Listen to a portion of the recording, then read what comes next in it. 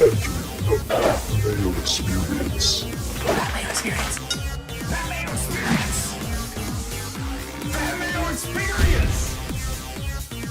Experience. Welcome to the Pat Mayo Experience, presented by DraftKings 2021 NFL Week 6 picks against the spread, SUPERLOCKs, free money, teasers or parlays, potentially, and survivor picks, plus a Cust Corner mini coming up halfway through the show. I want to remind everyone to smash the like button, time code your favorite moments in the comment section. For the love of God, sub to Mayo Media Network. We're almost at 30,000 subs. Let's try to get there. We're at 29,000. Let's get 1,000 more, and boom, we're at 30. That's how math works, but we can't do the math without your help in doing it. Rate and review the audio podcast on Apple Podcasts or Spotify as well. If you're ever clamoring to have this show early, subscribe to the Mayo Media newsletter. It's completely free, and this show gets released 12 hours early. You can watch it on Tuesday evenings if you so desire. So please go do that. Plus, there's always giveaways in the newsletter, plus promos, plus actionable advice. Like, I always put it in my favorite Thursday night prop. I run 10,000 simulations at runthesims.com for the player props. You can do that yourself and search anyone you want at runthesims.com/Mayo. So you can check all of that out.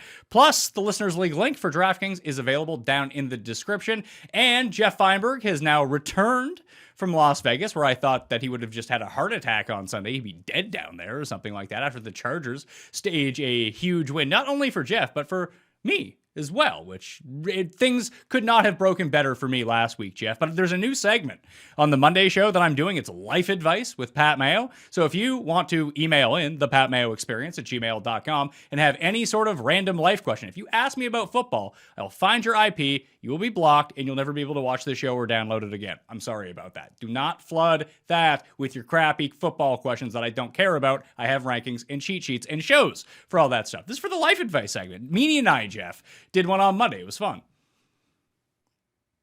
Okay. Yeah, you know a lot of things, so that works, and you have like very strict procedures in how you do things, so I could see how that's a good thing. You didn't listen to a word I said, did you? You had a life advice show. Yeah. What do you mean I didn't listen? Your reaction to that was just very, very strange. How was Vegas? No, I didn't. Like, is it every week with Meanie? Is like what? Like, I'm just. It's just life tips, and I say you have very good procedures. Like, I've seen you. You're incredibly diligent, hardworking. You have routines and procedures that you stick to, and like I could see how sharing them could be useful. Don't show up to Harvey's without a mask. Yeah, I don't even know if we can hear Tim. Paul, is Tim actually like, did Tim's not allowed to come in before his theme song, so I assume he's muted, right? No, so he's just randomly talking.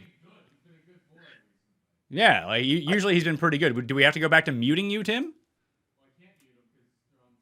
So, this show is just off the rails to begin with. Tim has ruined everything. Geoff's not listening. Anyway, it's a new part of the Monday show where we're doing the life advice stuff. This week, someone from Ireland wrote about moving to Canada and asked Meanie and I for our tips of where he should move and what he should do. It was good fun. But tell me, how was Vegas, Geoff? Vegas was great. I feel horrible. I'm not going to lie. I've been sleeping all day. Have you become like the guys that I can't bring on the show anymore? It's like, hey, we're doing picks here. Who do you like this week? I like Buffalo. Okay, sorry. We're doing a show here.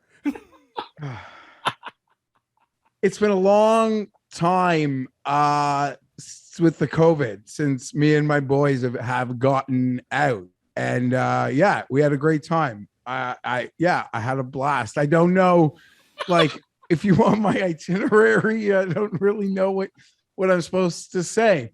I did Vegas right. Like, we had a great time. It was fantastic.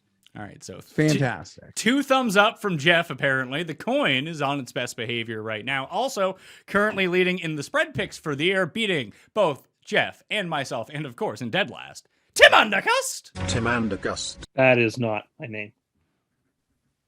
You hit your teaser, though. It was hanging on by a thread. I can't imagine any, because I know a lot of people had Baltimore on a teaser on Monday night. Can't imagine what that sweat would have been like. It was a sweat on just about every leg. The Jets just squeezed it in, and then the Patriots had no right to get it, but then did, and then Baltimore had no right to get it. Like, it was just meant to be, I suppose. Like, it felt great. It was awesome to hit 2 in 5 weeks. I don't know if 2 in 5 weeks, 40% clip is a heater, but it's not. It's 2 in 5 weeks, but some weeks you played 2 and lost both. Oh, okay, you're right. I did play 2 in week 1, so it's 2 out of 6 teasers. So 33% of the time we've hit. So that's a marked improvement from past years. And all I can say is we're going to continue to keep going. And Baltimore's great. And a lot of people in the middle of the game yesterday took their victory laps on Twitter about Lamar and about the Ravens, and they have an omelet on their face. I don't think people really cared all that much. And you're not. I feel like a lot of people are sticking up for Lamar, despite the fact that no one's really going at Lamar. It's just sort of this thing that people do. It's strange. Like it's not like I'm not had a show here. You said he wasn't even a top 10 quarterback. Yeah, I said that he was the 11th best quarterback in the NFL if I was starting a team. I would still say that. There are still 10 other guys I'd rather start my team with. Well, one thing that's a hallmark of this show is that everybody here continues to be wrong about the same things all the time. So you're welcome to continue to bang that drum, but you're wrong, and you look wronger every time you say it. Geoff, would you rather have Justin Herbert or Lamar Jackson? I would rather have Justin Herbert. Would you rather have Josh Allen or Lamar Jackson? I would rather have Josh Allen. Would you rather have Patrick Mahomes or Josh Allen? Patrick Mahomes or Josh Allen? Yeah. Or Lamar Jackson. My bad. I would rather Patrick Mahomes, but I'd probably have Lamar ahead of 11. Would you rather have Dak Prescott or Lamar Jackson? Lamar, it's not close. What do you mean Lamar not close? The answer is Dak. Lamar's won an MVP. Lamar's the most valuable player to his team. There's no question about that. That's not up for debate. Unless it's like saying Ohtani shouldn't be MVP either. He is like Ohtani is to baseball, what Lamar is to football. That's the closest comp we can have. It's really not, because that doesn't make any sense whatsoever. But okay. Well, it doesn't make sense. I It contributes in a massive way in 2 separate streams in which no other player does. So it actually makes a huge comp. But again, thank you for playing. But when you look at the quarterbacks, like, the other ones, like they were saying, like, Lamar Jackson, passing yards plus rushing yards. Then you just look at some other quarterbacks and they just have more passing yards. Okay, great. I mean, you can continue to denigrate his skill set. I don't think that anyone is, but all I'm saying is that, when you have to rely on record field goals to beat Detroit, something might not be running as smoothly as maybe it should be. Let's see what happens when we get to January, like we always do. Or this week. This week is a nice stress test. I feel like the meanest thing I've said about Lamar on our shows is that I like Josh Allen more than him. Wasn't that the big debate last year? You have not been. You've been wrong about other things, particularly today, but you're not wrong about that. I don't know what I've already been wrong about, but okay, I haven't said much. The coin is currently leading the picks. Geoff is in second. I'm a game behind Geoff in third. Tim's a game behind me in fourth. Geoff and I are both 4-1 on our super locks. Tim, unsurprisingly, is 1-4 on his super locks, and Geoff and I are still alive in Survivor, although I almost won because of the Patriots, Geoff. You just got through in Survivor, going up against Davis Mills and the mighty Texans. Very lucky. And hey, Falcons, pretty stress-free game. Honestly, in the middle of like a daze on the late in the trip, I was just having a giggle attack, and someone asked me what was up, and I was thinking about you, Tim, in last week's show, as you were getting thromped by the Falcons as I hadn't gone to bed yet. Giggling attack. That's very sweet of you to say. Did you know, Geoff, that Tim was looking up hotel rooms for the Super Bowl last week? Tim, like, I say this, like, because, like, with all the respect in the world, and I know you get this from your own friends, and that's why I think I get along with, like, it's the guys that aren't self-aware you make the most fun of. And you're like a fucking dud with this. The exact same thing as last year. I say it like from a friendship. I know you. Hold on. Let me just say my thing, Ruby. You win like a game or two in a row. and you say we're never losing again and going to make the playoffs, and the next week you lose to a Bengals team that didn't even win yet. Like, how do you do this? How do you, literally last week, as we recorded this show, you were more confident that the Jets would make the playoffs than I was the Chargers would make the playoffs. You're goddamn crazy. I mean, I wasn't the and one. You do it to yourself. I wasn't yourself. the one. I wasn't the one giggling to myself in a Las Vegas sports book at 5 a.m. About I wasn't the thought in a of somebody else. sports So book. I don't know who's the craziest of the two. I think you're still wearing that crown. But look, Hold on. What can I say? How could Geoff still be wearing the crown when he's never won the craziest person vote? Only you have. he's never won the vote, but it's getting closer every year, and people are starting to come out of the woodwork when saying that how could Geoff lose, et cetera. Anyway, you have never look, you have never got less than 70% of the vote. it was 65-35. No, it was 70. It was 71-29 last year. I think it's a good chance that I remember it differently, although it never happened that way. Live in your truth, Tim. It'll be much closer I this don't year. But think look, so. Jeff's right. I was dead wrong. I allowed myself to get overexcited because I needed that excitement of my team being good, and it was early in the year, and I hadn't had an early season win in a couple of years. And they were playing a terrible team the next week and on a neutral site, and they have a super soft schedule ahead. And you're right. I allowed myself to get super excited and hyped for them, and they lost, and they deserve to lose, and they're on bye, and I hope they figure some stuff out, because that's another game where if Zach just played okay, we would have won that game. There's been a couple of games like that this year, and it's a bit discouraging. He's played great in a couple of games, but he hasn't played good in other games, and he did not play well on Sunday morning. What else can I say? We were at the gym together watching the game. Then you had to get off the Stairmaster to go pace by the TV. Well, I had to get off the Stairmaster because it was kicking my rear end. And after I was done with it, then yes, I would begin to pace near the big TV with the game on, because I was there and there was room and I wasn't blocking anybody's access. And yes, I did have to watch the end of the first half there. It was You showing crack at the gym watching the Jets? No, I was not. I wouldn't know. I wouldn't go say no to that, Geoff. I would. I had the shorts pulled up very high. Yeah, but you always have your shorts pulled up really high. They fall down. Well, I don't know what to say. Maybe you just need the string. You need to tie it a little bit tighter. Anyway, I do tie the string. Not tight enough. Maybe you need to learn how to tie a knot. Maybe that's the big problem that we have here. Tampa Bay at Philadelphia is Thursday evening. This show is just off to a fucking brutal start, by the way. The line in this game is 6.5 points. The Buccaneers are favored in Philadelphia. That's down from 7 earlier in the week. 51.5 is the over-under right now at DraftKings Sportsbook. Tom Brady, Geoff, has his thumb in a wrap. I'm guessing that's the reason that we're seeing the line move back towards the Eagles at this moment. Like coming off 7 to go to 6.5, something would have had to happen. It's probably not just huge bets coming in on Philly, because I think the public would balance it out pretty evenly with betting on Tom Brady in a primetime game. Gronk might be back for this game too. Not official yet, but he was trending towards that direction. In these big spots, I guess this really boils down to what you think of Philly. Is Philly a bad team? Are they a mediocre team? Are they a team with like a decent ceiling and maybe a better defense than we think that can keep this close and get weird scores at the end of the game, like last week when they were dead and all of a sudden they beat Carolina? Or is this just another example of Tampa Bay against bad teams just kicking the shit out of them?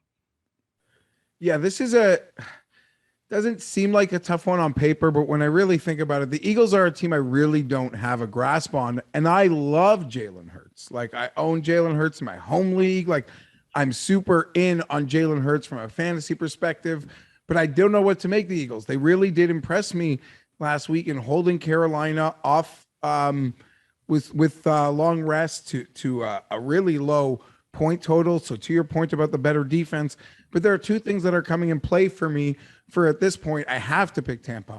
One, short week, Thursday night football, historically better teams, better coaches, just they deal with this thing better. And it still does feel like Sirianni's learning on the fly in some ways, as he should be. He's a rookie head coach. Not all of them are Das Wunderkid. That being said, it's also if Brady doesn't play and I could bet Tampa like even taking points off the board, I would probably do that too, because that would play right into my theory of a really good team one game with the backup, everyone stepping up for a Gabbert, I would have no issues stepping in front of that. That would almost be an ideal far less points scenario. Go get them by the Bucks. So here we are. I'm taking the Bucks. Facts under the touchdown. That's okay. Tim, when was the last time that you threw your voice out to the extent where it sounds like Geoff's? I can't recall the last time I would have been yelling and screaming and engaged in general enough tomfoolery to have thrown out my voice the way Geoff's has. So I can't answer that question. I might be better now, but that 2 seconds and that one sip of water that doesn't touch your vocal cords in any way, that definitely solved the problem. You're right. Get that man a lozenge. Find a fisherman's friend, pal. Exactly. I've been harking them. I've been going to bed with one like stuck to the side of my mouth.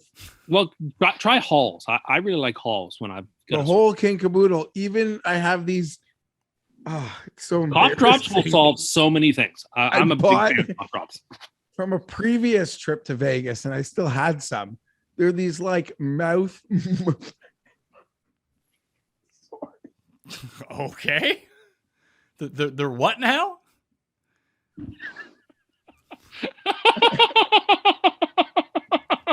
Having a lot of problems.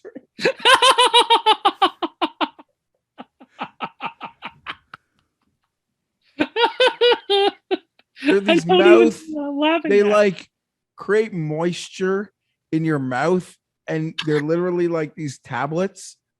And you like, there's like a sticky adhesive on a side of it, and you stick it like to your gum at like the side of your mouth by like a molar or something. Nothing's working for me. Nothing's working. Cool story, Hansel. I will take Philly in this game. Give me the home dog. There's a ton of home dogs, Tim, this week. We can take them all. We can, and let's go through the argument for it. Last year and now this year, when Tampa has played on primetime, Tampa has not looked good on primetime. Last year, they lost to Chicago by a point. They beat the Giants by 2. They got crushed by New Orleans. They lost to the Rams. They beat Dallas by 2, and they beat the Patriots by 3. This team doesn't cover big numbers in primetime. It just unless it's the playoffs. No, they didn't cover against the Washington football team in the playoffs. And that was their only primetime game in the playoffs, other than the Super Bowl, I suppose. I was only making I'm making a bad joke about the Super Bowl, but I'm okay. Anyway, so I am very trepidatious, and I'm not going to step out in front of this one. I'm going to take Philadelphia and the points, and I would just say be very careful. Don't put the Buccaneers in any teasers or parlays for this week. The Bucs on primetime, ever since Brady's got there, has basically let you down outside of Super Bowl 55. So just go elsewhere. I forgot that Tom Brady has the same workout and sleep schedule as Mark Wahlberg, where he's in bed by 5 p.m. every single day. So these primetime games are tough for him. Yeah, they seem to be. Just for whatever reason, Tampa plays super close primetime games, whether it be against good or bad competition. And so, anyway, just take the points in Philadelphia. We're back to London once again for an early game. This time, even better than last week. Dolphins at Jags. The Dolphins are favored by 3.5. 47 is the over-under right now. It looks like old Tua Tugs is going to be back under center. At least that's the way that things are shaping up. He's eligible to come off injured reserve. All chatter is that he's going to play in this game. So after Mormon Mahomes wasn't able to become the King of England last week, and that is now, Matt Ryan's reign of terror is now over, that they're on bye week. Who do you got, Tim? You got Trevor Lawrence or Tua Tugs, your two most hated, going head-to-head for English supremacy? Well, I wouldn't say Lawrence is one of my most hated. I mean, there's a long list of quarterbacks that I don't like. For example, like Baker Mayfield. I like him far less than Trevor Lawrence. And you never said Baker belongs in the or will be in the CFL. Well, Lawrence is really playing great out there, isn't he? He's really, really impressing everybody who said he was going to be the John Elway of our generation. I definitely see that through 5 games, clearly. I'm going to play the Dolphins in this game, only because I think the Jaguars are in shambles. I don't think that that's a professional football team right now, the way it's being coached or organized. I just have no confidence in them. and they are the first end of a 5-team money line parlay this week. Money line parlay. All right. Yeah. You saw my. Free money parlay. I showed you my money line parlay from last week, and now you need to feel like you got to get on the train. A little bit. I mean, listen, I won a couple of teasers, but this is not a good week for teasers. Like, if you look at the board, it's just not conducive to them. So the free money is on the parlay this week. Okay. So Miami. Geoff, is anyone going to take Jacksonville in this game outside of probably Cam? I'm certainly not. I like Miami here. Flores, Urban Meyer. Tim just kind of summed it up. So it seems like a whole shit situation going on, shit sandwich, as you'd call it, in Jacksonville at the moment. Miami, it's got its own kind of shit sandwich at the moment because there was expectation. Like they thought they were getting a good hamburger or something like there. So they're in big trouble. Apparently there's a lot of panic. They've kind of no one to blame but themselves in many regards, but apparently, like, temperatures are rising in Miami, maybe one of the more disappointing teams in the season. But this is a spot for them where they're certainly the more talented squad in this game. Give me the Dolphins. I agree that the Dolphins are more talented here. So, Tim, you're taking the Dolphins minus 200 on the money line?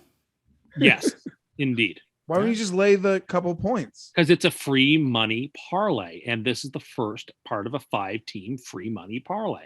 I am actually going to swerve and take Jacksonville as the home dogs here, Tim. Plus 3.5. You can find it at 4 in some spots as well. I'll take the plus 3.5. I think they can win this game outright.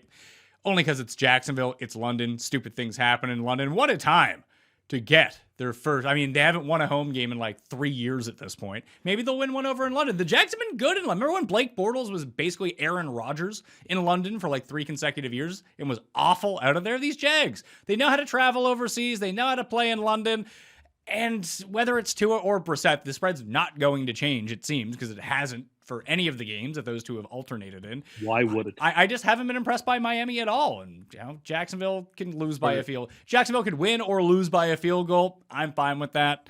I'll take the Jags. I actually like that the London games are the crappy teams because you don't have to like full pay attention to it. Like I'm trying to make bets. I'm trying to fill out DraftKings rosters, update my column, update the rankings that you can kind of like half watch it and skirt by. And it's really not that big of a deal. But I do appreciate that football was on that early.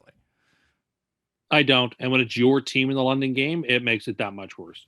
It like brings you down before the football Sunday's even begun. Like if your team loses, you're deflated before the games even start. And that's not a fun way to go into a football Sunday. Yeah, it sucks. Your whole Sunday is probably ruined. Because I was going to ask last week, Tim, you were all about Pat asked if you were going to come over here. Like, it depends how the game goes. Obviously, you guys, went to pump some iron to work on your stress. But Pat, I don't think I've done this year. Let's back that bus up. You talked me into it. I'm pivoting. Let's see temperatures get to 103 degrees in Miami when they lose to that shit sandwich in Jacksonville. They're both going on bye next week, right? They've elected to take their bye following London. I believe so. What are the bye teams this week? New Jets. Orleans, Jets and Falcons. New Orleans and San Francisco. Jets, Falcons, Saints, 49ers. Okay. Yeah. So we have buys all the way up to week 14 now. All right, let's get it kicked off. Sunday slate. Geoff, your team rarely gets to play in the 1 o'clock slate, but here they are. 3-point dogs in Baltimore. 51.5 is the over-under. When I did the Monday show, when I look at the advanced lines with Meanie, I actually bet on the Chargers plus 3.5. Didn't really care what happened in the Monday night game. That feels too large. And it's not that the Ravens can't win this game, but can they win by more than 3? They've been playing exclusively close games against like pretty crappy teams, to be perfectly honest with you. I just think the Chargers outclass them in almost every single part. The biggest problem here that I think that we're going to see from the Chargers, and Geoff, you can probably speak to this after watching what the Browns did to them last week, and we've only really seen it from Lamar, not the rest of the backfield. But if the Ravens can establish their running game, the Chargers seem to have legit no answer to stopping anyone on the ground. To a certain extent, I think the team that caused them the most trouble is Ezekiel Elliott and that two-headed cowboy attack. And Kareem Hunt and Hunt and Chubb. I mean, Lamar Lamar plus one, and like whether it be Latavius, hell, Le'Veon Bell. Maybe the talent isn't there outside of Lamar to do it, but that would be the only thing that would caution me. But I'm not really that worried about it. I think I the mean, Chargers hopefully win the this Chargers game. can- I bet the Chargers money line too. I think the Chargers is a better team. Hopefully the Chargers can get them out of their rhythm and behind a little bit. Maybe they would have to do some things different.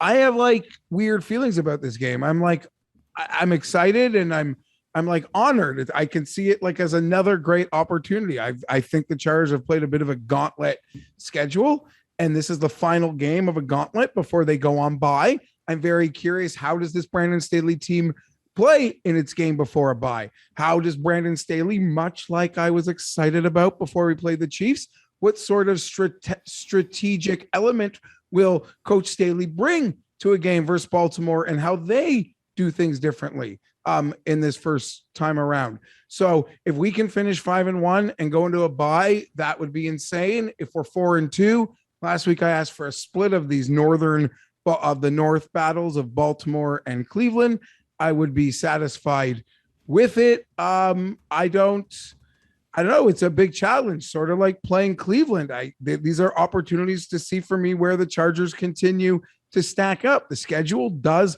lighten up coming up. If they can win this game, everything gets possible. You know me, I don't care how great Lamar is. I was snickering from ear to ear when they came back to tie that game, 5 full quarters on a short week. I'm going to take the Chargers. I expect another great game. I'm thoroughly excited to see how we handle Lamar Jackson. I'm a pretty girl, but everybody, we're still maybe a little, how do you put this? Like, we're not sort of invited to the cool kids table yet, but they're looking at us. We're like that cool kid that's going to be in high school maybe next year, and people are staring at us real close right now. So I don't know. There's open seats at the table, and we're looking like we're going to take one. I don't understand that analogy, but I want to give you an opportunity here, Geoff, to apologize personally for that pass interference call, because I know people were demanding your personal apology for that. So I'm going to give you an opportunity to do that. I don't give a shit. I will not apologize. Refs are bad. Bad calls happen on the field. Chargers have been screwed by plenty. The game was 42-47. Both teams could have made an extra stop or two all freaking game. When it freaking mattered, the Chargers got those guys 3 and out with 2 amazing run stops, and then you put Baker in 3rd and 10, and come on, right? Are you concerned the way I am a bit concerned for you that both against the Chiefs and against the Browns, Staley, who had called such a great game, basically unnecessarily risked both of those games by last-minute decisions in the Chiefs game to throw for a touchdown when it wasn't warranted, and then to try to run the ball with Eckler when it wasn't warranted. Now, the Chargers have gotten away with both of those and gotten the win, and as good as Staley has been, those 2 decisions were 2 of the most, forehead-slappingly dumb I've seen all season. Are you concerned about this? You're just trying to poke holes, because if you remembered English... Trying to poke holes? They've tried to almost English, and when I spoke anyway. about the Chiefs game, Staley was furious that Herbert changed the play to a pass. That was like, maybe you should follow the league. I guess the question is, at this point, when you're in that situation and you have a 21-yard field goal to just win the game, no chance. And I know it's Chargers kickers, and I get that there's like a pensiveness about that. But when all you need to do is either to center the ball and take a knee, just take the knee, kick the field goal. Don't give the ball back to the other team with a chance to win. Like, Tim's right. That's twice now. We'll figure it out. It's happened. I'm not worried about that. We'll figure it out. That's fine. They should have kneeled like once and then maybe taken it to 40 seconds and then tried to run it in. No, you don't try to run it. Just take the knee and kick the field goal. Yeah, no, I don't trust that kicker. If you miss a 21-yard field goal, you deserve to lose. No, then why deserve to lose if we'd rather just not let a human on the football field? Oh my goodness me! Now ideally, you have a guy that you want out there. I'm happy about it. And I mean, were they even really trying to score a touchdown? Were they trying to center the ball with Eckler, and then Cleveland just play heads up and pushed him into the end zone? Yeah, the guy picked him up and walked him 3 yards into the end zone. Now, I love it, because not only did I have the last leg of my money line parlay to hit with the Chargers, I also had the Chargers -2. So if they kick the field goal, they push the 2. When Eckler gets carried into the end zone, they cover the 2. Like I said, we're great. Like, the thing to me is, like, the Chargers are amazing, but they're still a work in progress, and we're winning. Like, it's still a young team with a young coach and a young quarterback, and we're still trying to resurrect some horrible demons. So they're still, like, things aren't going to be perfect, but things are kind of happening, and they're still doing some things that aren't ideal, but we're still winning because we're being aggressive and we're being confident, and we're just doing our thing. We're using the talent. We're finding matchup advantages. I don't know.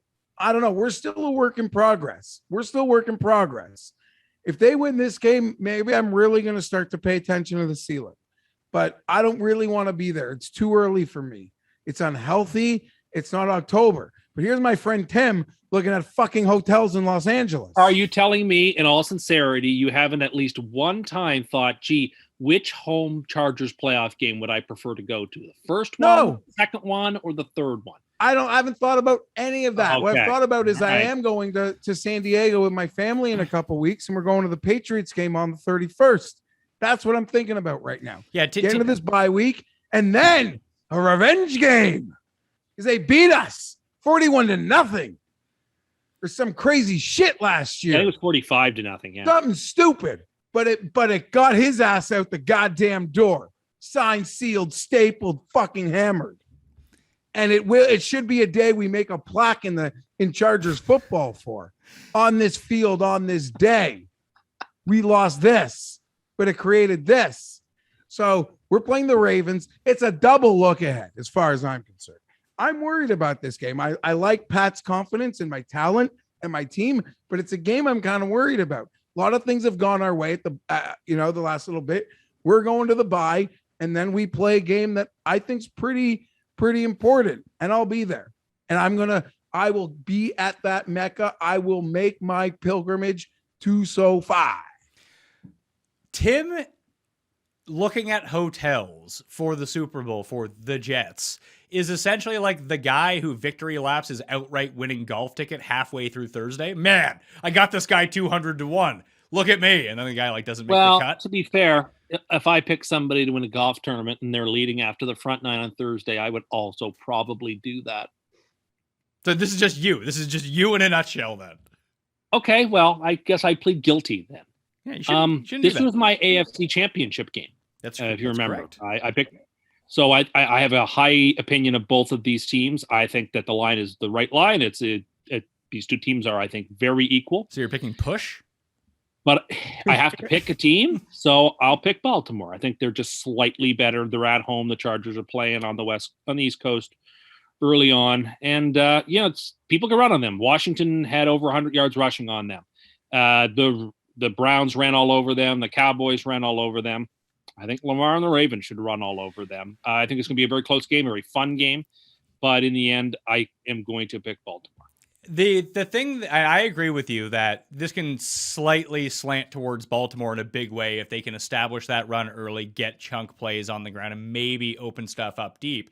But if the Chargers just continue to score at the rate that they do, especially early in games, it becomes so much harder for Baltimore to run. And although Mark Andrews had a huge game, Marquise Brown's having huge games, but the biggest part of the Chargers' success outside of the offense and Herbert so far this season has been the pass defense. They've essentially shut down every quarterback they've played so far through the air. So it's just going to be really tough if they get behind for them to come back. Maybe Lamar's the one guy who can do it so far, but just no one seemed capable of doing it. Even Mahomes struggled. And I would like to say that last week was that was horrific. And it's so great to see the Staley talk about the disappointment in certain things, even in the win. But before that game last week, every team the Chargers had played this year, the Chargers held to their lowest point total. And that included Dallas, and that included Kansas City. So, yeah, I'm not, maybe Kenneth Murray's important, and Tranquil got banged up early in that game. So we gotta tackle better, and we gotta improve. We got to improve. But when Staley needed two huge run stops late in that football game, we got him. And Mr. Spanos is an important person, and you got a first. No, he's not an important person, but looks like they threw him a cupcake because it was a nice game. Minnesota at Carolina. We finally saw, there was like when Twin Peaks came back, Tim. It was Twin Peaks: The Return. we saw Sam Darnold, the return in the second half last week. Like that was all Jets Sam Darnold all the time. That's the guy that we've become pretty familiar with over the past few years.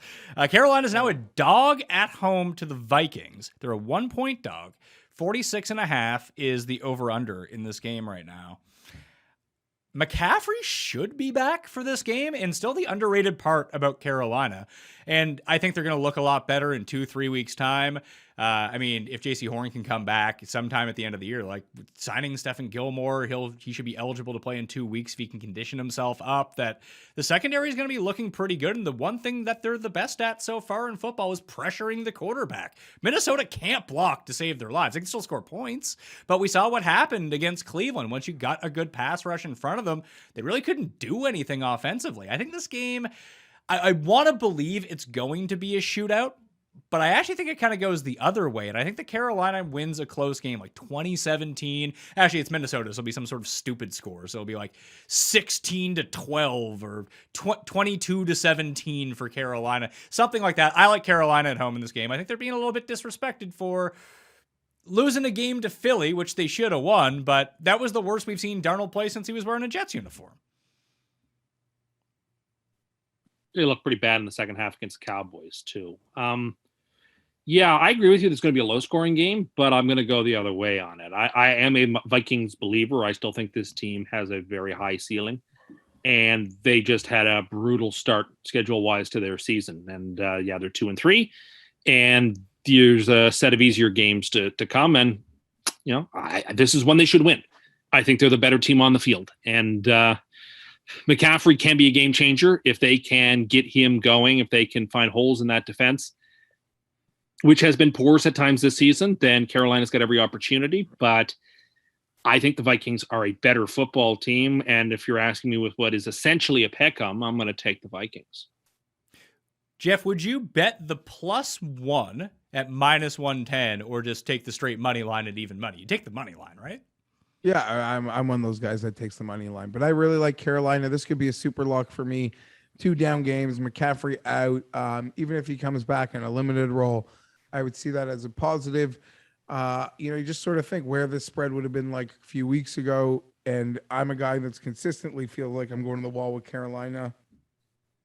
So give me Carolina. Minnesota really let me down last week. I don't know if it's even without that late touchdown, I don't know if it's what was I trying to say? I don't know if the Vikings problems,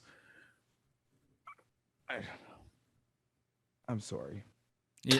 The Vikings sucked last week. Is your brain not working? Are you at 80% right now? You're like Christian McCaffrey when he's on the field? The computer has too many programs running at the same time. It's just going a little bit slow.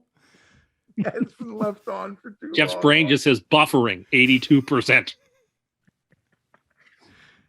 I've been high on Carolina all year. This is a game that I looked at early, could be a super lock. The fact that this thing could be a pick 'em essentially, when a couple of weeks ago you're probably laying maybe 4 points. Did you just do a hard reset on your take?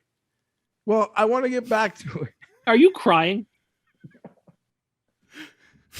You've got tears in your eyes. You're in rough fucking shape, pal. Are you doing a fine bolt this week or what? Yeah, of course. Maybe a later in the week fine bolt? I recorded some with Rick yesterday. No, I had to have him start over. Jeff, Do you have the technical difficulties sign for Jeff that you can just put up in his box? Just give me Carolina. I can't talk about this game. Like that Simpsons one where the guy is just drunk and holding a bottle of booze. See, here's the thing, Jeff. I've been high on Carolina all year long. And when I looked at the advanced line of this game, it was much stronger. So it's considered super lock territory for me. Is that what you're saying, Jeff? He doesn't. No, it has nothing to do with what the advanced line would be. Why did you bring it up? Carolina. I think this is a great bounce back opportunity for Carolina. Minnesota, in my opinion, the way that game set up last week against Detroit and their injuries and how it offset versus what the Vikings had at those positions, I thought they really should have laid the hammer down. Once again, Campbell and his boys stick around. Minnesota, make a stupid turnover. I like Carolina enough, and I'm so down on Minnesota at the moment. I guess. All right, I don't know. I don't want to talk about this game. Okay. The coin is siding with Tim and going with Minnesota. Jeff and I have Carolina. Packers and Chicago. Tim, did you know this is a rivalry? Maybe the oldest rivalry in football? Tell me more. I'm intrigued. I did not know that, and someone told me 3,000 times already this week. The Bears are 4.5-point dogs at home. 44.5 is the over/under. I'm really torn on what's going to happen in this game. Feels like the Packers by a million, or the Bears win, or miss a field goal to lose at the last second. Maybe. I mean, look, the Packers are still not quite firing on every cylinder you'd expect. They seem to have a penchant in each of these games to sort of like not quite take advantage completely of their skill set. I'm going to put them on the free money parlay. They're minus 210 on the money line. I expect them to win this game. I just don't think Fields and the offense can score quite enough to. I don't know what is going on with Geoff. He's grimacing. He's distracting me as I'm trying to make a very lucid point over here. See me. I can always see you. I'm like the eye of Sauron. I see everything. The Bears just, again, they beat, when they win or when they lose games, they play them very tight, very close, very defensively. And the Bears are a very good defensive team. But Green Bay scores points. And I expect Green Bay to put up 24 points. And that means I don't think the Bears can cover the number. So Give me Green Bay. Sorry. That's a super compelling case, and I'm really torn on which side to go on in this game, because the Bears stick to their plan, like you said. It's defense, but it's mainly pressure, and you can pressure Aaron Rodgers right now. The offensive line hasn't looked great, and then on the other side of the ball, the Bears are playing sort of like the homeless man's version of what the Ravens did with Lamar in his first year, where they're going to try to run 50 times a game, suck the air out of the ball, limit the amount of possessions, and try to win on defense and hope your quarterback doesn't turn it over. They need to start running Fields some more. That has to be coming at some point. And if it happens this week, they can be successful in doing that, I think. Like, especially if Jair Alexander is out. Not that really benefits the run game at all, but then they have the opportunity to take a deep shot or two, and they'll need to convert on those. I'm going to take Chicago in the points, plus the 4.5. I don't think I'm going to bet it. It's too stinky of a game to do it. But this almost feels like one of those games where we'll look in the fourth quarter and Chicago will have a chance to win, yet we know that they won't win. It's one of those games. Yeah. Well, even like Detroit, when Detroit took the lead last week against Minnesota, it's like, hey, Detroit's, oh yeah, no, they're not going to win. And then they did. No. Jeff, do you know what game we're even talking about? Yeah, so I agree with Tim here. I like the Packers a lot. Obviously, I don't think last week's final score was indicative of how close that game was. The Raiders, on the other hand, gave Chicago an incredible spot game last week for a plethora of reasons. But in the same way, like a few weeks ago, where Chicago looked really bad, I recall, and then they played Detroit, and we got a really short number, and we're like, no, like, people are hating on Chicago so much. They got this versus Detroit, and we were happy to jump in on it. Well, now since then, Chicago's won a couple in a row, but the Raiders were like a dead fish, in that game for obvious reasons. And Chicago took full advantage of it. It was great to see all those Bears fans floating around Vegas all week, everywhere you looked. But I think now the Packers get an opportunity here. I think closer to the Packers winning big side of this one. All right. Cincinnati and Detroit. Oh, boy. Cincinnati's favored by 3.5 in Detroit. 47.5 is the over-under. Joe Burrow appears as if he is going to play in this game after his throat contusion. That hit looked so nasty last week, and then all of a sudden he was just back in the game. Joe Mixon should be back closer to full health. Samaje Perine currently on the COVID list. Not sure whether he's going to play or not. On the Lions side of the ball, they're banged up on the offensive line. Their center just went on injured reserve. Cuss boy Quintez Cephas just went on injured reserve. So they're just kind of depleted. Hawkinson's banged up. I like the Bengals here. I think the Bengals are just better than Detroit. And I think a lot of people, when not all of these home dogs are going to cover, obviously. I would bet, and maybe this is why I'll bet on Cincinnati, that Detroit will be one of the more publicly backed underdogs against the spread this week, Tim. Well, you're reading my mind. I love Detroit against number this week. I think they probably win. they played everybody close just about, like in every game, even the games they don't cover in, like they were leading against the Packers at halftime.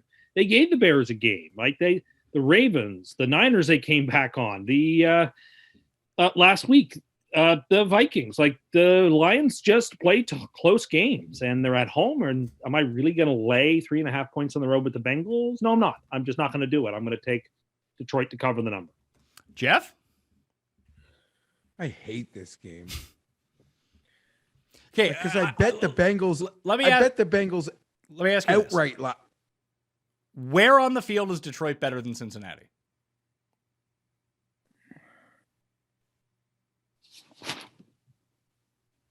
Offensive line, maybe? I would say coming into the season, yeah, but they've basically lost everyone.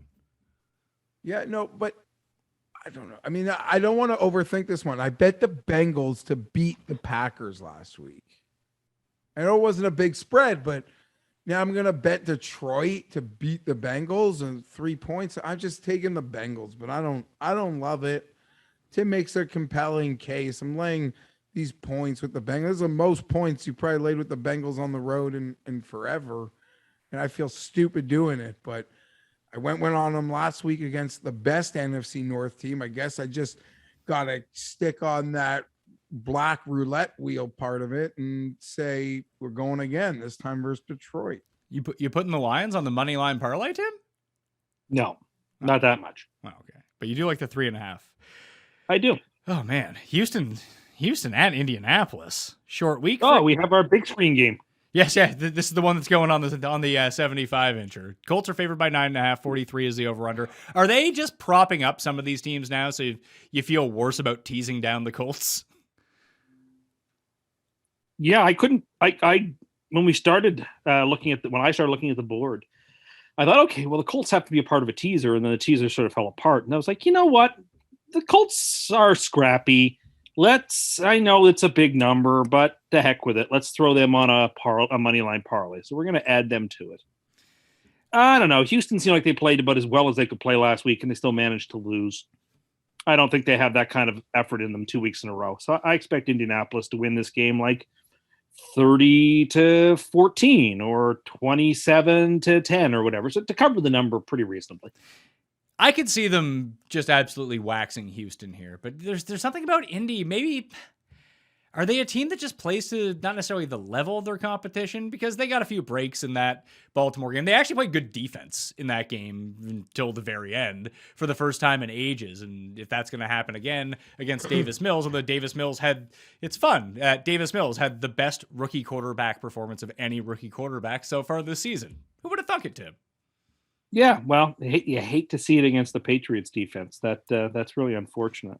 But is it the Patriots defense is just horrible, or who knows? I just think poor preparation. And Davis Mills obviously not a talentless schlub. I mean, he was drafted in the NFL for a reason and is playing now. So I don't know. It's hard to figure out. I just think that the Texans pretty much did as well as they could do last week. And can they replicate it going in Indianapolis?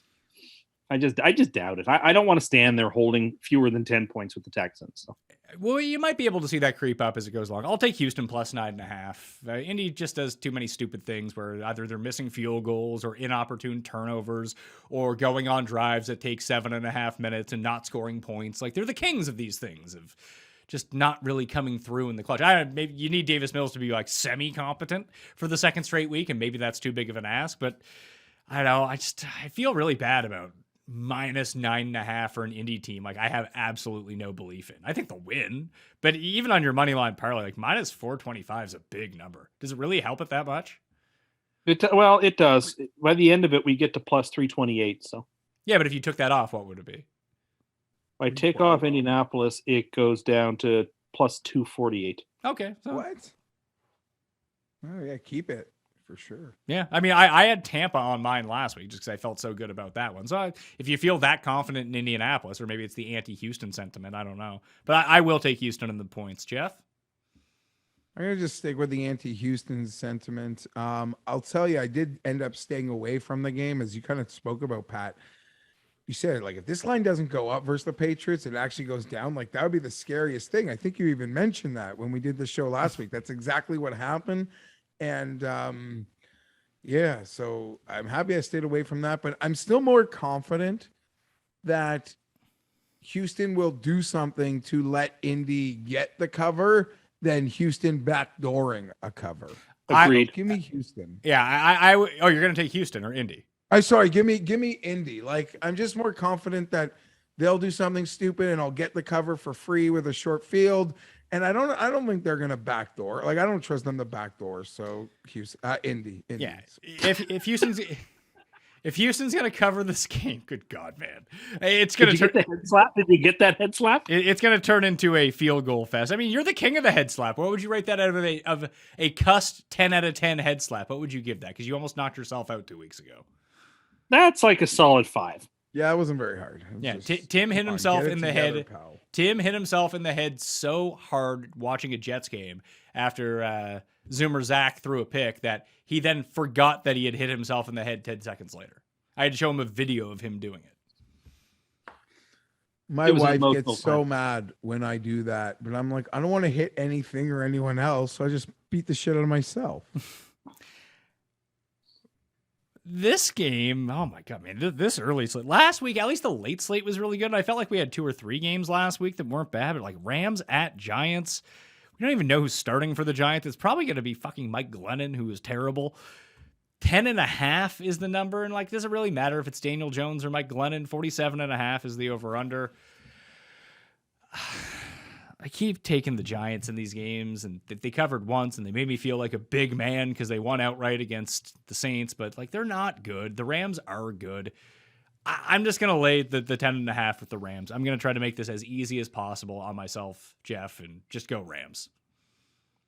We're at Rams, the extra time, Sean McVay. I don't want to touch any part of the Giants and question marks. It's so many crucial spots. Maybe I don't even want to overrate the extra time, but against a bad team with an offensive coach that's so good, I'm going to like actually think it matters, and it's going to lead me to picking, at least for these purposes, picking the Rams to get this cover. The coin's going with the Giants, Tim.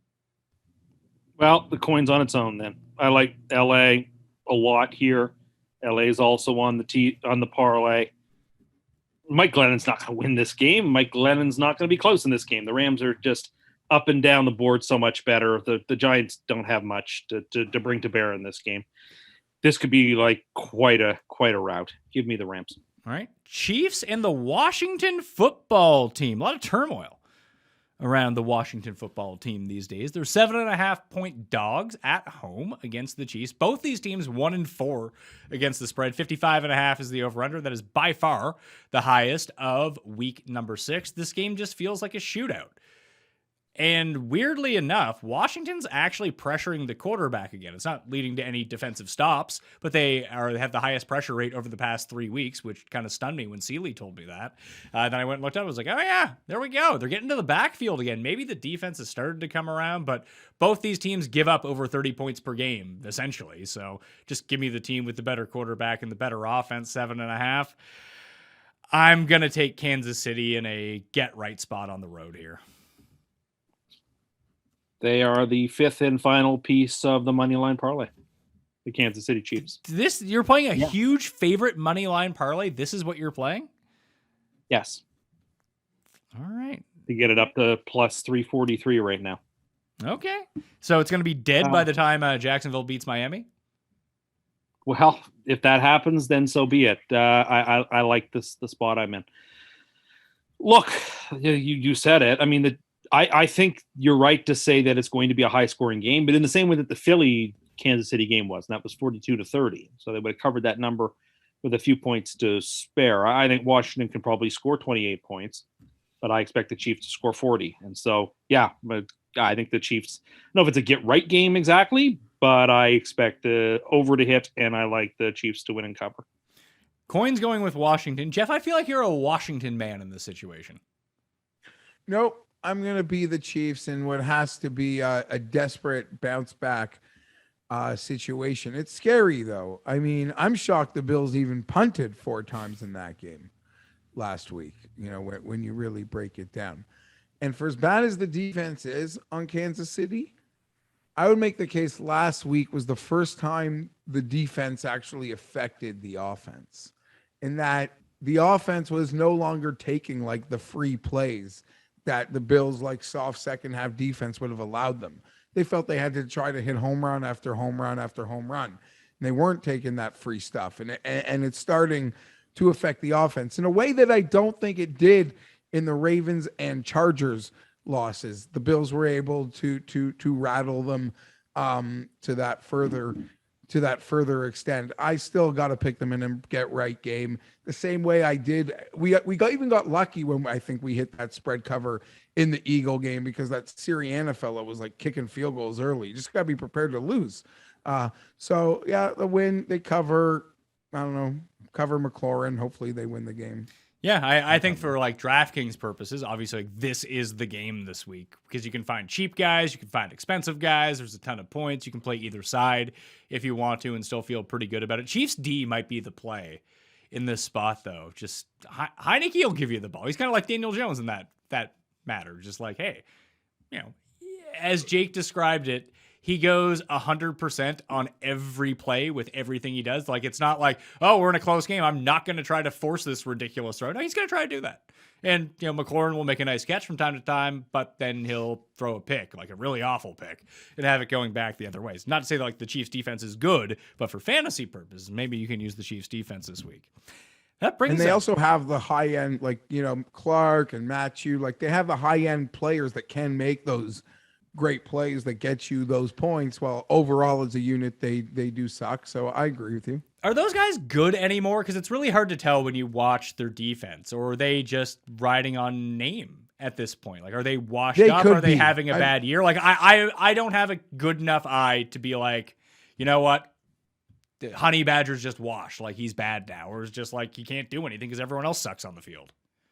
Yeah, no, I like you. I don't like know how to watch film in that respect and see if he lost a step to 2 years ago film. But I just know as a fan of football, 2 years is a long time. And him and Clark, they're just a couple years older. And, you know, the guys they're playing that they've lost to are good. Allen and Jackson and Herbert. I mean, you know, it is what it is. Tim, there are 7 early games, so we don't need to pick what game goes on what TV. All we have to do is pick what goes on the main TV. I think that's pretty obvious. It's Ravens Chargers, right? Has to be. How couldn't it be? So the second screen would have to be Minnesota Carolina. That or Washington Kansas City. Ugh. I think I'd stick with Minnesota Carolina to start. I would tend to agree with you. We have Carolina on often, it seems, on one of the main teams. We do.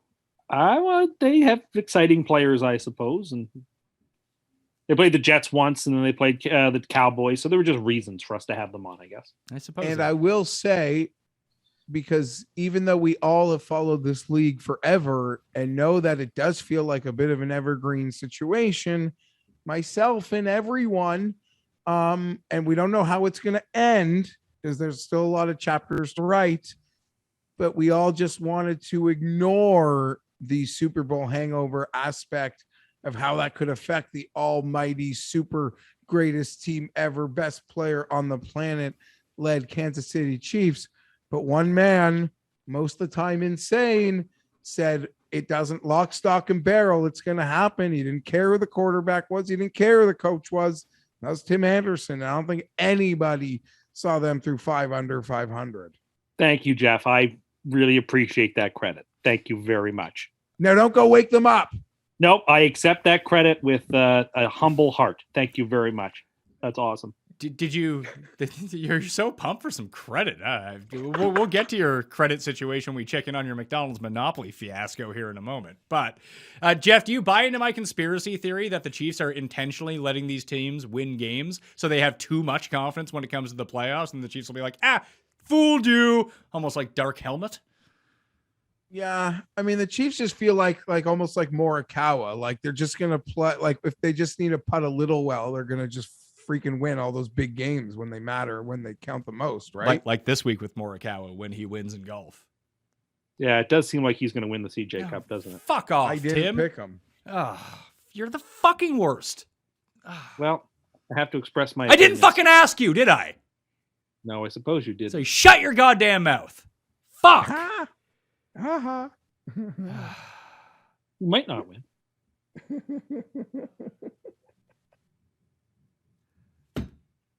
Fucking killing me. You owe me money now.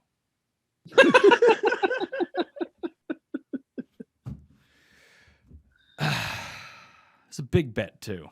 Anyway, we're halfway through the show. The show has been terrible. Cust Corner, let's hear it. Cust Corner, it's Cust Corner. Cust Corner, it's Cust Corner. He's got the hottest takes with the highest stakes. He should be president of the United States, but it's Cust Corner, it's Cust Corner.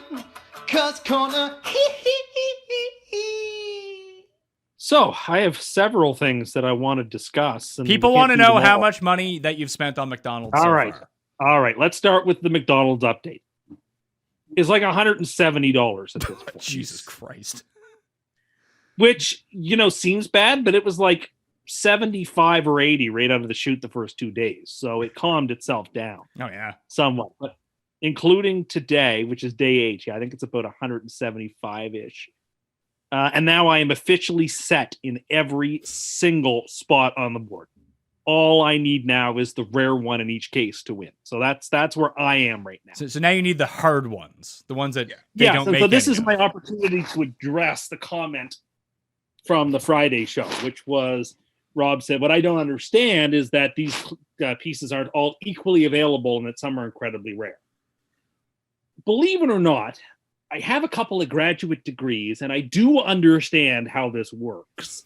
And I have been playing McDonald's Monopoly a while. I know how rare it is. And it's the rarity of it that makes the whole thing go. That's why it's fun. I get that it's next to impossible to win the big prizes. That doesn't matter to me in the least, that it's really hard.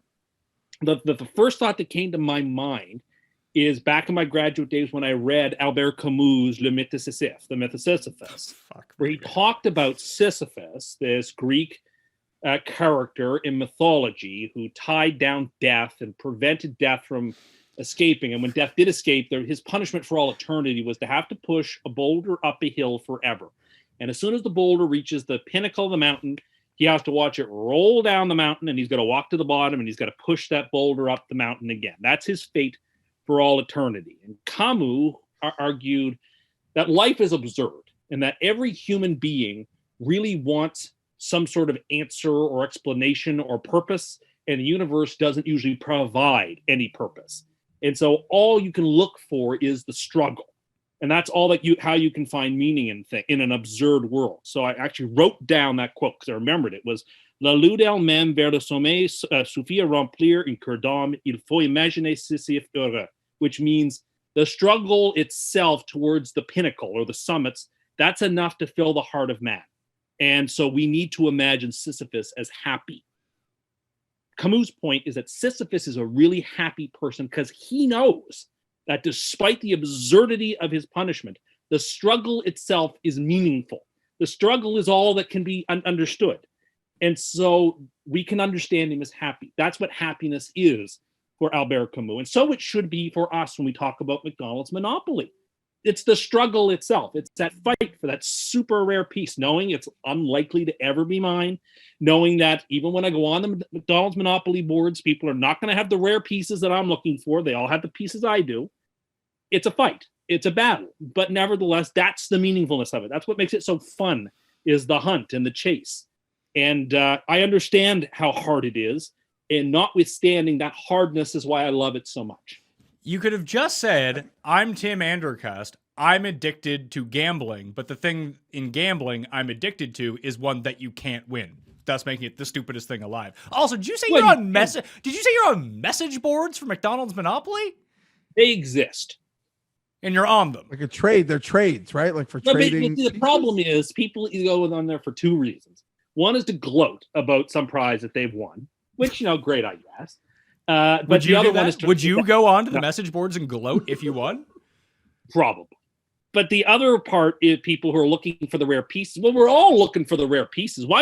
If you got one of the really rare pieces and you knew it, and you were going to win $1,000 or $5,000 if you get the 2 unrare ones, you would just go to McDonald's every day, 3 times a week until you acquired those pieces and spend a few $100, and you'd be on to the good side of things. So why would anyone trade one of the good pieces to people who don't have the good pieces? So it doesn't seem like that's going to work. I was more interested to see if there are certain strategies you could pick up or whatever. What would be the strategy?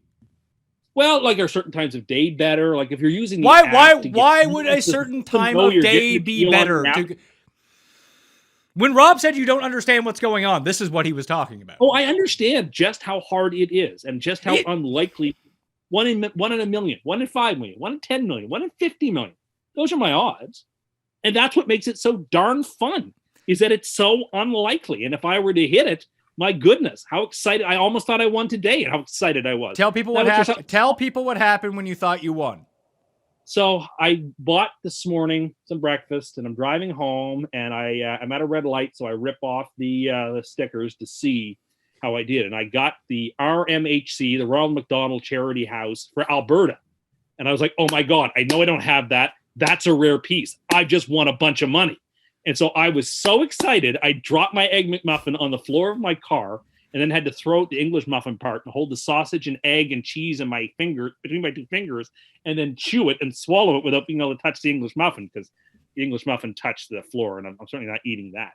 So then I get home, and while I'm driving, I'm thinking about what's the tweet I'm going to send out, what's the victory lap I'm going to take in the thread. I was very excited. Then I get home, I open up the board, I stick my sticker where it isn't. Well, there's a third HRMC, which I didn't know. That's not regular Monopoly that there were 3 of these, but there are 3 of these. I didn't realize it. And so it's not Alberta that I need. It's a different one that I need. And I was like, oh, man, I thought I hit big. But I didn't hit big. But if I do hit big, my goodness, I'll be so excited. Okay, I have a few thoughts. Go ahead. One, I don't think this segment has saved the show yet, unfortunately. 2, you've just made it pretty clear. If you want to be a serious Monopoly player, like, it's pretty much $175, $200 cover charge to sort of get your board filled. Those are the table stakes. Yeah, like, so to enter like Tim's level, your cover charge, we'll call it 200, right? We'll call it $200 is the cover charge to play. I don't remember if this was revealed on the show or not, or he revealed this to us in real life, but he keeps his game board under his mattress. I do. I keep it under my mattress only because I know it's always that way. I always know where it is. There's no risk of losing it. There's no risk of it being misplaced anywhere. It doesn't actually get jumbled up with garbage. You live by yourself. So it goes under the mattress so it never gets mistaken. Yes, that's where I keep it. Jeff, he also, also as a follow-up to that, when he goes to McDonald's, he steals more game boards so other people can't use them and use them for their pieces. I don't steal them. I make sure that there's a game board attached to the meal that I'm getting. And 95% of the time it's attached, but once in a while you have to ask for a game board. Just to make sure that, like, it's a zero-sum game. The fewer game boards in circulation on Monopoly, but like, you don't even play your parlays. Well, I do. Do you? Yes, but like, show us the ticket. Show us the bet you made on this one. We're talking about Monopoly here. Yeah, show us the receipt on last week's teaser. Let's see the win. I've shown you tickets in the past, and then you guys have laughed at me. Oh, you bet a golfer when he's leading after 2 rounds. Ha, ha, ha. You're a loser. Like that. Has that not happened? Of course it's happened. Yeah, but you won this one. Show it to us. No, I'm not going to. So it never happened. Okay, continue. I didn't say it did happen. I just said I usually bet them. Doesn't mean I bet them so every week. You can just say I didn't bet it. This week I didn't. No, I'm not. I didn't say that I did. I didn't say that I did. It's probably why it won. Didn't bet it. Here's the thing. People who are like, oh, I don't understand what you're doing. We all have our silly, nonsensical, Sisyphean task where we know we're not going to win or succeed. You're collecting stamps, knowing you're probably never going to get that super rare stamp, or collecting coins, knowing it's very unlikely you get that super rare coin, or whatever it is you like to do with your pastime. Don't cast judgment on me just because I'm playing a game that I can win at. It's what I enjoy. I like it. It's a lot of fun to me. Like, this year's slogan is the thrill of playing. And again, it perfectly encapsulates that experience for me. It's thrilling. You have your own thrills. You have your own things you enjoy. That's fine. I don't cast judgments on that, but don't cast judgments on me. I will cast judgments on people like Geoff, who doesn't know how to eat at a Vegas buffet and doesn't know good food at Tim Hortons at all. Just makes claims that are completely untrue. Before we get into this, because I feel like we've been over this in the past. Did you say you didn't eat? You dropped the Egg McMuffin on like the floor of your car and you didn't pick it up and eat it? Like you had no 5-second rule there? I didn't eat the English muffin part. Oh, sorry, you dainty fuck. Eat that. It's your own car. You take 1 Yeah, second. how pick dirty? It up. How dirty is your fucking car? Great question. A person is stepping and walking on things, and then the soles of their shoes are on the mats. What did you drop it on the pedal of the car? No. So you dropped it on the part where you never put your foot. Of course you do when you're getting into the car and getting yourself situated. Hold on. I want to stand up here. So when you get into a car, this is the seat in the car, and you get in the door, you put 2 feet right next to the seat, sit down, and go like this, do you? Is that how you get into a car? That's how you do it? Basically, you drag your foot along the ground of the mat. Geoff, have you ever gotten into a car that way? No, but I don't care. I would eat if you pick that thing up, 1, 2, 3 steamboats, like you're good, That's buddy. not how that works. That is not a thing. That thing is covered in nasty germs, and I will not eat it. Imagine you're eating McDonald's. You've already accepted. You know what? You want to eat floor English muffins? You go right ahead. That's a free country. I'm not doing that. I paid for it. I don't want to eat it. That once it touches the floor, it's no longer food for me. Yes, and this also goes into Tim's buffet take, Geoff, that he was talking about, that you have to max out at a buffet to really get your money's worth, when Tim is also buying food and throwing it in the trash at the same time. Which one is it?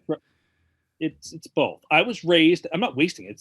It is trash once it hits the floor. It is trash. You were talking about throwing out McDonald's last week, throwing food in the trash just to get the stickers.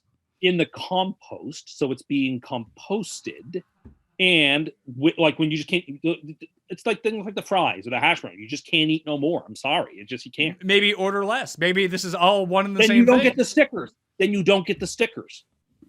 Which is the whole point of going. Anyway, my problem was Geoff just had a different upraising than I did. From being a little boy, I was raised when we went to an amusement park. We got there the second the amusement park opened, and we didn't leave till the second the amusement park closed. And the lesson was that you're supposed to get every single dime out of that experience. Well, when I ate dinner at home, I was required to eat every single morsel on my plate. And if I really was full and couldn't eat it, then it would be put in the fridge and I'd eat it again the next day because I was eating everything on that plate. I wasn't getting away with only eating some of my food. We went out to eat. Usually we went to places that had buffets. I was taught to either, if it's a buffet, you maximize and get every dime out of that meal you can, or if you go to a fast food place, order off the dollar menu and maximize the. That's how I was raised, to live a plus EV life when it comes to these sorts of things. That is a minus EV life because you've eaten past the point. EV. No, it's not, because you've eaten. This is the reason that parents shouldn't tell kids things like that, because it creates horrible dietary and eating habits, creates a very unhealthy relationship with food, and then it's basically gluttony. You're eating well past the point that you're actually full. Just eat until you're full. Then you're good to go. But it's a buffet. It's an all-you-can-eat buffet. That's fine. You don't have to. When you say all-you-can-eat, it's not so you sit there and then you can't move. You were telling Geoff about this in fucking Vegas. Geoff wants to go out and do things, not lay on the ground like a fucking whale for 6 hours. When I went to Vegas, both times I've been to buffets in Vegas, I left when I was very uncomfortably full because That's I knew. Disgusting. Why would you want? Why would you want to be uncomfortably full? Who likes that? No one. Because I have self-respect, and I am not leaving money on. You know what? It sounds like you have the opposite of self-respect. You have the. I have self-respect. I'm the person. We're looking at me in the Luxor buffet with huge eyes behind when I just kept grabbing things over and over again. I go to the buffet, and I know it's a negative EV move, but I enjoy the variety. I enjoy getting a bit of everything instead of having to pick one entree. That's what I like out of the buffet. The last thing I want to do in Vegas is not be incapacitated and need an electric scooter. Oh yeah, but look, man, you go on the floor and the tables are all rigged for the house and the slots are all rigged for the house and everything's rigged for the only place in that whole GD casino where the odds are in your favor is at the buffet. It's in your hands. It's $45, and there's prime rib, and there's good meats, and there's good cheeses, and you can go ahead and beat the house and feel good and proud about yourself that you got every dime out of that buffet. I'm only happy when I leave a buffet if I believe I've eaten at least as much as the money I've shelled out. I have that kind of self-respect that I'm just not going to allow. None. The answer is none. When you keep saying that, but you don't realize how ridiculous that sounds. It's how I was don't know. raised. I would never. Yeah, okay, Tim, if you were raised that way, that's fine. You're no longer 8 years old. Okay, but you know what? Those lessons once learned. They're bad lessons. I don't know that They're are. horrible, horrible lessons. It's a lesson about frugality and shrewdness. No, it's not. It's a lesson about gluttony. Well, it's not gluttonous if you're only doing it a couple of times a year. You go to Vegas. You go to Vegas. Yeah, but it's not just Vegas. You went to any buffet. You said you did that. Anytime we went to a buffet, yes, the goal was to eat more food than the money I spent. Absolutely. Yeah, that is right. Here's the thing. If you call that a plus EV move, it's not. Anytime that you go to a restaurant, it is a minus EV move because you could have got that food far cheaper, regardless of the restaurant, at home. So why not then maximize the only tool at your disposal, which is your ability to eat, to try to take the biggest bite out of that? I just don't understand. I don't understand the mindset. It's like, oh, I'm going to spend $50 on a buffet and I'm going to get this cheap little croissant and a little spoonful of eggs or whatever. And, but I always like variety, right? Like sometimes I hit on 16 against a 7 against the house. And other times I stick against 16 with 7 against the house because I just like variety. That's me. I just want to try everything. No, the goal is to win. But everything that you've talked about in terms of winning is just you winning at either diabetes or heart disease. Oh, please stop saying that. It's about making you're sure eating at McDonald's 1.5 times per day at the moment. You're talking about going to a buffet and eating so much you physically cannot move anymore. Like, that's a real problem. Am I doing 2-a-days at McDonald's right now? Yes, but it's for a purpose. And sometimes it's just coffees and DCs or milkshakes. Like, it's nothing unhealthy. I'm not going for food. You don't think milkshakes are unhealthy there, pal? Well, they're not as unhealthy as like the deep fried French fries. No, you're right. They're worse for you. You have pallets of DCs at home, yet you're rolling through Duke's to pick up a fountain DC. Because it has stickers. Yes. Did you not just hear me explain that I'm engaged in a Sisyphean task that makes me happy? No, like we said, you are addicted to both McDonald's and the lowest form of gambling possible. I'm not addicted to McDonald's. When the contest is over, I won't go back. Really? Because a week ago it was, I'm not even going to go. Tim, can you go the entire time at McDonald's Monopoly without going to McDonald's? Yeah, absolutely. 3 hours into it, you've broken. Now you've been 13 times in 7 days. Well, but you encouraged me to break when you said, well, if you're not going to make it, you might as well go from the start. So you're saying that I'm an enabler. You're blaming me for your problems. I'm not. First, I don't think it's a problem. Oh, God. Secondly, I'm not blaming anybody for anything. I'm saying that I put in the legwork to get the board set. Week 1 is about setting the table. I've done that. The next 3 weeks are about, again, if you're in the Monopoly business as I am, and you're trying to win, then I put all the cards on the table the best I can. Now it's up to chance and fate and dedication. Like I said to you, I know it sounds crazy, but I've been working so hard at it this year. I feel like I'm going to win. Like, I feel like I'm close. Like, I can taste it. Like, I'm almost there. Maybe I won't. Maybe it'll be another letdown. Maybe I'm like Linus in the pumpkin patch, waiting for the great pumpkin to appear. I don't know. But I'm willing to take that dare and try because I feel like if I get a winner, and it's funny thing is this year, most of the prize, I don't want any of those prizes. That's the funny thing. I want almost none of those prizes, but it's just I want to win. I'm a competitive person by nature. I like to win. And maybe that's where we're differing here. Well, you're a competitive person too, so I don't know why you would denigrate somebody's desire to win and get like credit for like winning like a big prize. You win a small prize, like that person on Twitter who won the coffee. That would be like saying, "Hey, I'm a very skillful person. I hit 4 out of 6 numbers in the lottery." Like, what the fuck are you talking about? You're playing a game, a legitimate game of chance. You have no, you have no effect on its outcome. Well, the only effect I have is the frequency with which I play. That is true, but the odds are so steep, and maybe you just don't understand numbers, that if I Oh, went, no, I understand. if I went once and played, I would still have almost mathematically the same amount of chance of winning as you do. Correct. But if I go twice, I still have double the chance. Yeah, And if I go but it's 3 still times- so insignificantly low that it's still about the same. Oh yeah, no disputing that. It's like I said, it's 1 in a 5 million shot, maybe, It's more than that. and I'd have it no other way. We have yet to get to the highlight of Monopoly season, Pat, from a content perspective. When he starts going And to that other usually McDonald's happens. when they run out. Yes, later in the week, where Tim's like staple McDonald's are now out of pieces, and he's scouring the province for board pieces.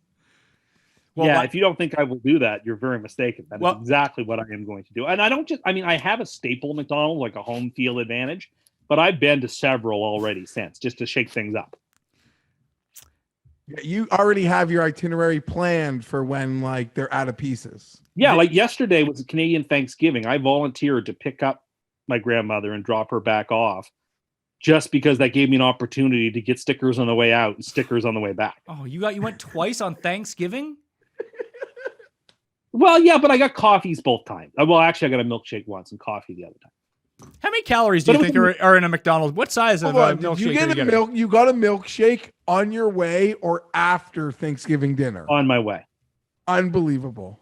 I wanted one. It was a strawberry one. It was a medium, so it wasn't that big. I bet you what it's like 150 calories. In 200 calories. in a small chocolate shake from McDonald's. This was not small. This is a medium strawberry. All right, so in a small chocolate shake from McDonald's, that has 530 calories.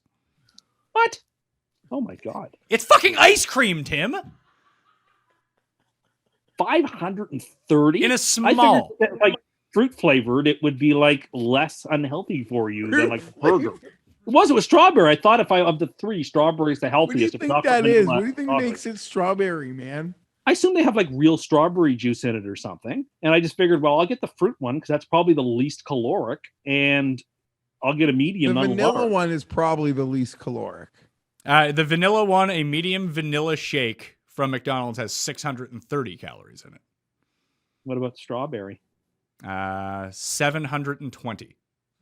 What? Oh my god! Now I feel bad about myself. Before Thanksgiving dinner. Yeah, This is what you feel bad about yourself for? Well, You yes, know, but I you know thought I what's was going to get really healthy. pathetic when we do get to the end of all of this, and then last year someone told you that they allocate certain prizes for different provinces, and you leave the province to go to a different McDonald's. Maybe you'll hit up 2 different ones to go to McDonald's. That is going to be pathetic.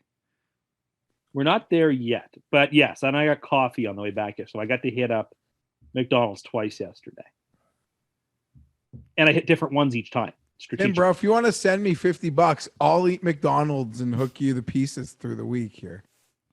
$50 is not enough. Oh, you mean in addition to me also playing? Yeah, like you play, but I have No. Toronto locations, like middle of Toronto. It's a prime city, buddy. Yeah, but Cam made the point last week on the show, and he's right, and I hadn't thought about that. Why would you say, It- hold on, before you say what it is, why do you assume he's right? It just seems like he would have his ear to the ground on these sorts of things.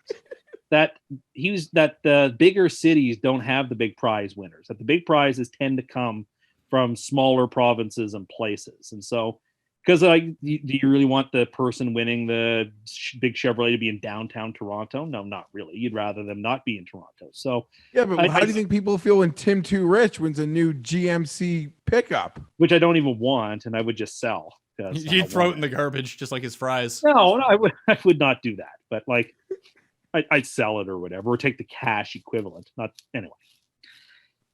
Point being, and I don't know really where we're going with this, other than that this is the week. I don't know if people want an update on this every week till it's over or not, but this is sort of where we are right now. Well, we've No, now I- we've now done 2 shows on this, and we've now gone, I think, like 25 minutes on this, and in an attempt to save this horrible show, but it didn't work. It just made it sadder, to be perfectly Oh, I honest. think it helped Also, it, though. don't forget after McDonald's, after Monopoly, when Tim thinks he's out of the woods, they usually run the 2 for $5 Ugh, Egg McMuffin promo. I know. So he goes right back in. But he's So not, don't like think I've he been- get out he's not after this. addicted. He's not addicted. Well, no, but the thing is, like, they start to put the 2 for $5 on. You're like, man, I've spending so much more for the last month, and like you sort of get the taste for McDonald's breakfast after a while. You're like, So you get addicted to it? it's no hassle. No, not an addiction. It's not an addiction, but like, and again, I've told you, going to McDonald's in the morning is basically not even go. It doesn't count. It's like calories. The Calories hash at brown an doesn't count. Yeah, it's like calories at an airport. Doesn't count. The hash browns are very small. They have very, very little calories in them. Oh my The God. egg What McMuffin are you talking? can't be good. The egg McMuffins can't be good for you. There's probably more calories in the hash brown than the milkshake. No. The hash browns are. They're potato, which is good for you. And I mean, potatoes aren't great for you to begin with, and they're fucking deep fried, Tim. yeah, but they're very thin. How many calories do you think are in a McDonald's hash brown? 180. Yeah, you are. It's 160 actually. There you go. Actually, no. Sorry. Actually, Actually, I'm that's sorry. healthier than I thought. That's wrong. It's 262. Okay, so that's a bit steeper than I thought. Remember when I you can't said you were going to believe try to be around like 2,000 calories a day? It doesn't seem like you're achieving that. But these are the only things I'm eating. All you're eating is so you're getting zero nutrients. You're just eating at McDonald's these days. Well, yesterday, no, because it was Thanksgiving. But other than that, it's mostly just been McDonald's most days. Oh my God, you might. So get, I'm still you might- well under the 2,000 a day mark. I don't know. I mean, if you're eating hash browns and milkshakes, that's basically there. I had one milkshake because I thought I was actually making the healthy choice. Now I feel So like- what you're saying now I is feel that like you're shooting for 2,000 calories a day when you measure calories by what you think are calories. Yeah, this is like we had that chat about the pumpkin spice hummus that I bought, where I tried to scoop out what I thought was 50 grams.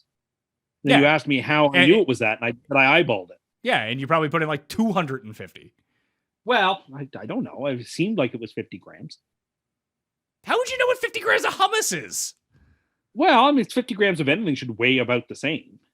Yes, I agree with you on that, but just the way that is distributed would be completely different compared to something that was denser. You're right. Hold on. three- How many graduate degrees do you have again? I have 2 graduate degrees and an undergraduate degree. And you can't figure this out? Was this not a part of the Not that I can't- curriculum? Not that I can't figure it out. It's just I like You to don't want trust to. my You want to live your truth because you don't want to know the fucking answer. No, I trust my instincts. They very rarely steer me wrong.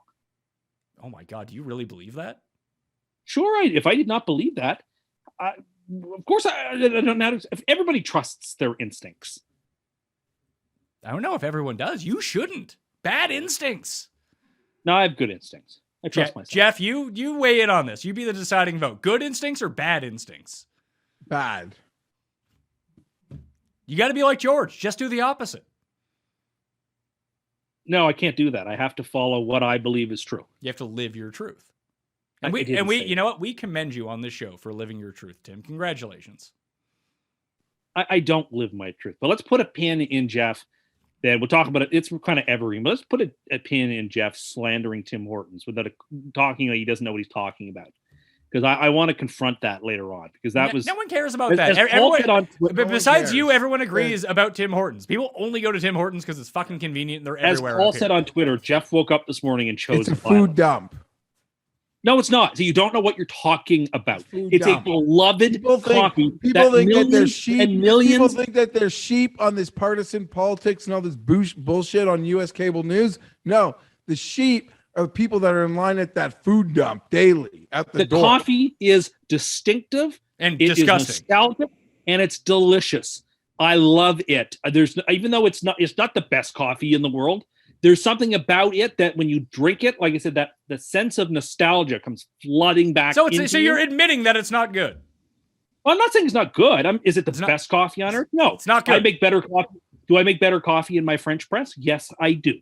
But am I saying that it's not delicious and that I don't love it? Of course it's delicious. Of course I love it. Okay, And so they make some- so they make some I good can't, I don't know. I can't remember if I threw this out like 20 minutes ago now because my mind is being just ravaged by all of this insanity, or if I asked you this before. What food don't you fucking like that you don't think is the best?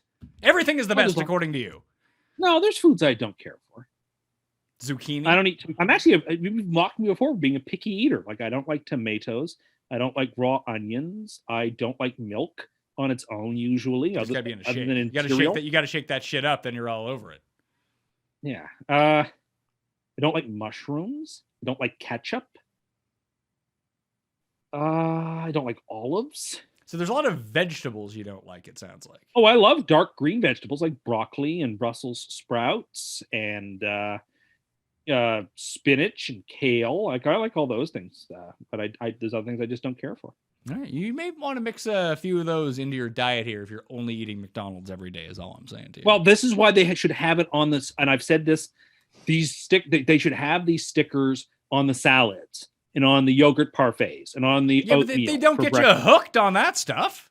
But I would buy that stuff too. And like those of us who are hardcore go in, and like that person that Geoff saw on Twitter, that person that got $50 worth of food also on day one at McDonald's. Like those of us who are 2-a-days spending decent coin to try to win this thing, it'd be nice if you gave us some healthy options as well to win with. It's not like you're making less money. I'll buy your $7 apple pecan salad. I'll buy your $4.50 tiny cup of oatmeal and apple. I don't care. I just want the stickers. But give me some options for some cheaper stuff. Or sorry, say healthier stuff, please. I beg of you. Just trying to say, there we go. So you get your Caesar salad. There you go. You can get that. Does that not Yeah, have?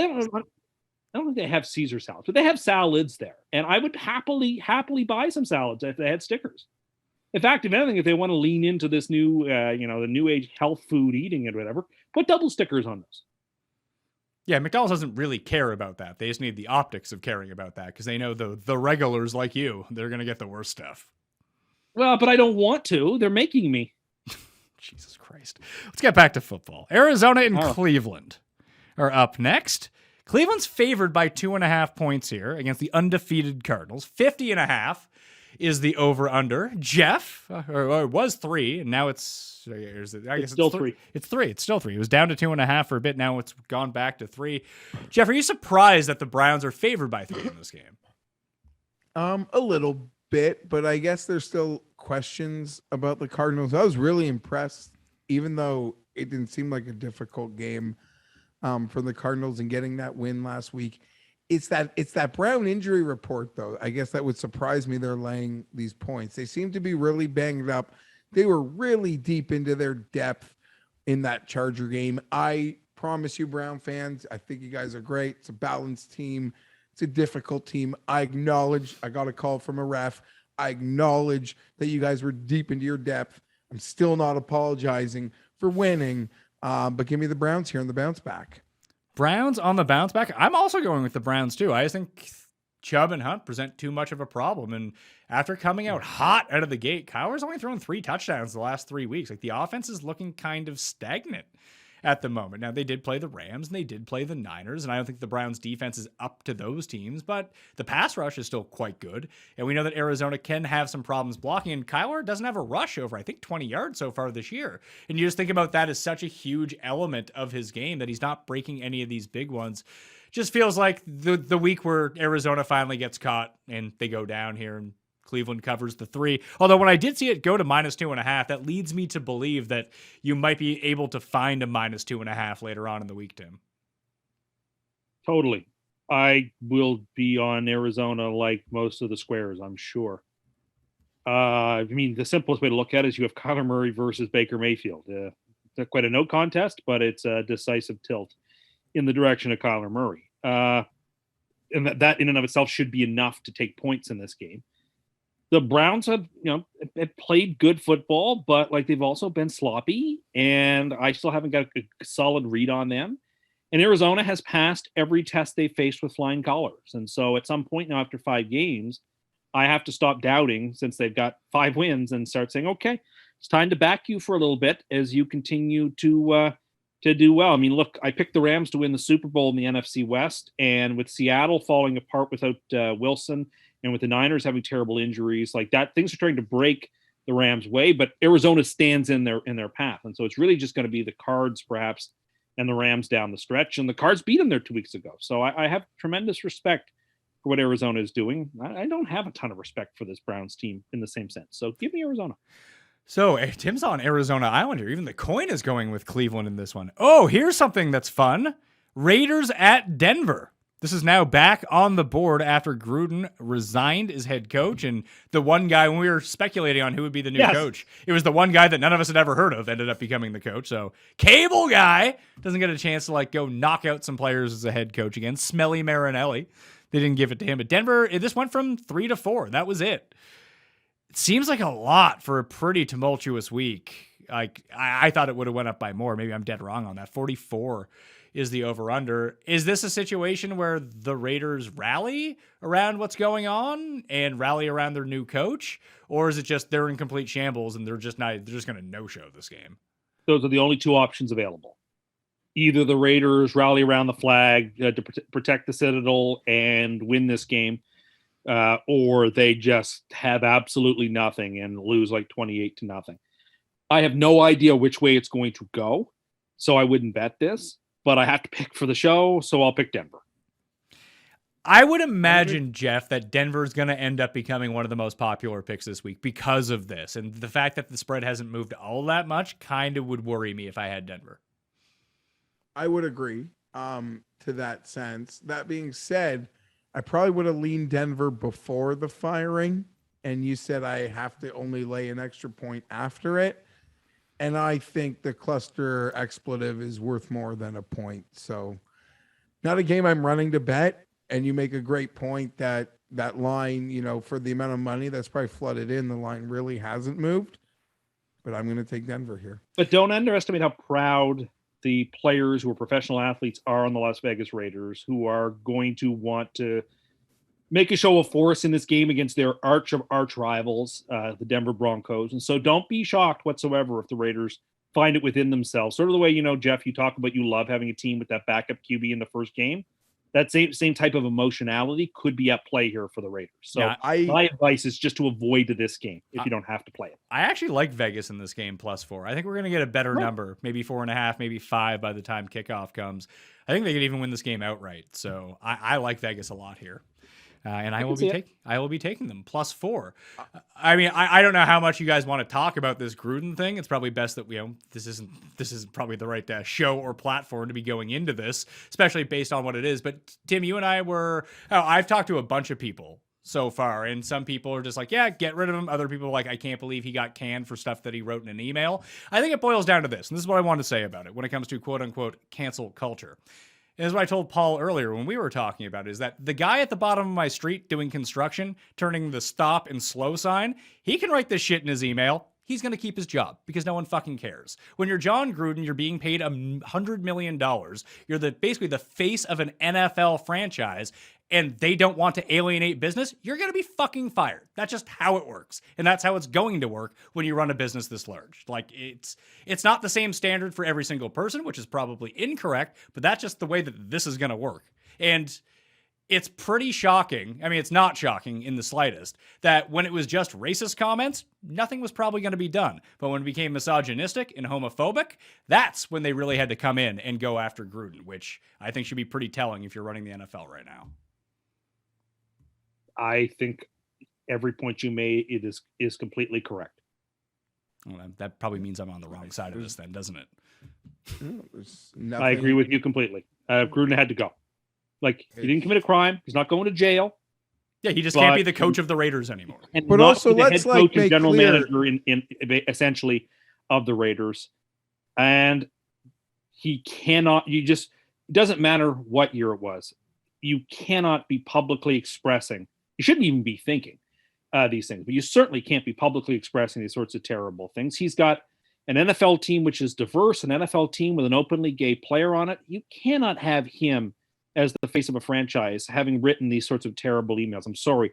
He had to go. He knew he had to go. And via con Dios, see you later. I am happy to see him gone. It was the right thing to do for him to be gone.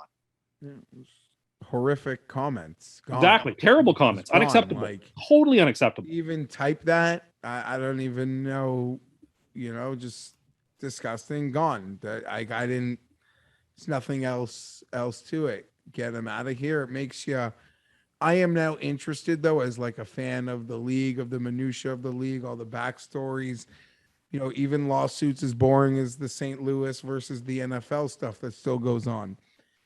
But this all came from that Washington Discovery situation, which in itself is horrific and disgusting. And that's all very weird that, you know. All right, but I mean, don't get me wrong. Bruce Allen, based on what it said that he did in Washington, is a bigger scumbag than John Gruden is. 100%. The league seems to be full of people with very poor character. Yeah, if you think it's isolated to these two guys, you're completely fucking wrong. It is not. It most certainly is not. But when it comes to like anything that you write in an email, like that shit can go public at any time. Don't think that that's not going public. You mean to say it in private, but if you say it in private and you put it on the internet somewhere, shit's gonna get out someday. It just really is. So that's right. So that's that line from Romeo and Juliet, right? The truth will out. The truth will out. And sunlight's the best disinfectant for these things, right? It's good that we're learning this because it shows us that people like this have too much authority and power, and they need to go. All right. Dallas at New England. New England is a 4-point dog at home. 50.5 is the over-under. I am the squarest person on earth, but I don't understand how this line isn't like -8. Cowboys, 100%. I'm just tailing you there. It's kind of for the purposes of picking for this show. You don't want to sort of compare A to B, but I don't know that they look so bad against Houston. Dallas, I just think they present too much of a challenge in their ability to keep teams off balance. And sure, New England will possess the ball and drive the ball, and Dallas's defense might show some signs of regression, but they just move the ball and score too easily. I think the spread is too small. And when we discussed New England last week, when they were -9 on the show, that was before it came out that they were going to be down 4 offensive linemen, which never really a great thing. And we know that Dallas is getting pressure on the quarterback anyway, and still being down so many offensive linemen. Like, I have real money on. I bet real money on this game on Monday, and I do feel like I'm on the squarest. Like you talk about, it's like square sides, publicly backed dogs. It does feel to me like Dallas is going to be the most bet on team this week. And that why can't this game be like the Tampa game? Tampa's got a better offense than Dallas, and Tampa won by 3. Tom Brady at night, man. You just went over it. The Bucks and prime is time is that the argument? Okay, like fair enough. But like that's to me an instance where I could prove to you that the Dallas Cowboys might not cover this number. Listen, I'm not guaranteeing you that they're going to cover this number. It's just I feel like the spread should be double what it is, so I'm going to pounce on that. I get it. I'll take Dallas though. I think Dallas. I'll take New England. I think the Patriots have a decent chance to win this game. Can you give me the case besides they almost beat Tampa Bay 2 weeks ago? I think their defense at home can play well. I think that obviously Belichick is a genius when it comes to defensive schemes. I think Mac will not make any big mistakes. I think the Patriots. I mean, I watched the Patriots do a good job stopping the run against the Jets. I've watched them. I think the Patriots have their. Stop it. The Patriots have some skill that is overlooked. I think they keep it really close, and I think the Patriots have a chance to win this game. I like the Patriots here. I picked them to win the division. I'm not giving up on the New England Patriots yet. No siree. Well, he's at least he cursed my poor Morikawa, Geoff, but he's really like hammering down this Patriots curse. So for everyone who hates New England out there, you should be giving Tim credit for the fact that he continues to pick New England every single week. So round to Dallas, except for Tim, who is on the Patriots. Seattle and Pittsburgh in Sunday Night Football. Pittsburgh's favored by 5 points. They just signed Anthony Miller as we started this show to replace Juju Smith-Schuster, who unsurprisingly is on Tim's fantasy team and is now out for the season. It doesn't seem like James Washington is going to play either. The trickier part is Russell Wilson, that guy. He's not playing either. And Tim's old boy, Geno Picks, is back. He's back in what is a great Super Bowl rematch. I think Seattle. John Perry screwed them over game. Bill Levy, I believe. I don't think that Seattle necessarily outright wins this game, but I certainly like them to cover the 5 points here against a Pittsburgh team that still isn't all that good. Pittsburgh looked very confident last week. Yeah, they beat a real dizzy Teddy Bridgewater, and they still almost lost the game. Yeah, I like the Steelers here. Of course you do. Sorry. No one in the world is betting on Seattle this week. Well, I just can't pick Geno Smith. I'm sorry. I can't. I've seen it too many times. And feel like he'll play well, and then the bottom will fall out. So give me the Steelers. Jeffrey? in a game that people will not be watching. Oh, it'll still be the highest rated thing on TV this Bro. week. You think over the ALCS or NLCS that'll be on? Yes. 100%. Yes. Okay. You realize football is popular and baseball is not, right? I know, but you're gonna have the Red Sox or the. I know. I think that the popular thing will be less popular than the not popular thing. That makes a lot of sense. Fine. All right, you win. Okay, so this just almost has to come in by default, but I swear to you, I was so prepared to pivot. Seattle, I still have to give credit as a good team. They're going into a game with the backup. Here's the problem. We've spoken about it for years. Like, for a good team that we're quantifying Seattle as, this is a team that's had so many problems in so many different areas that Russell Wilson just made everything right.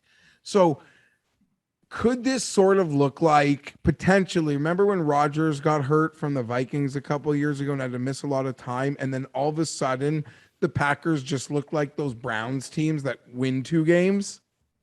Like, could we get there, or there's too much talent for that? Well, look, I mean, on the bright side for Seattle, if that happens, they can restock with that first overall pick they're going to have. Oh, wait, they don't have that.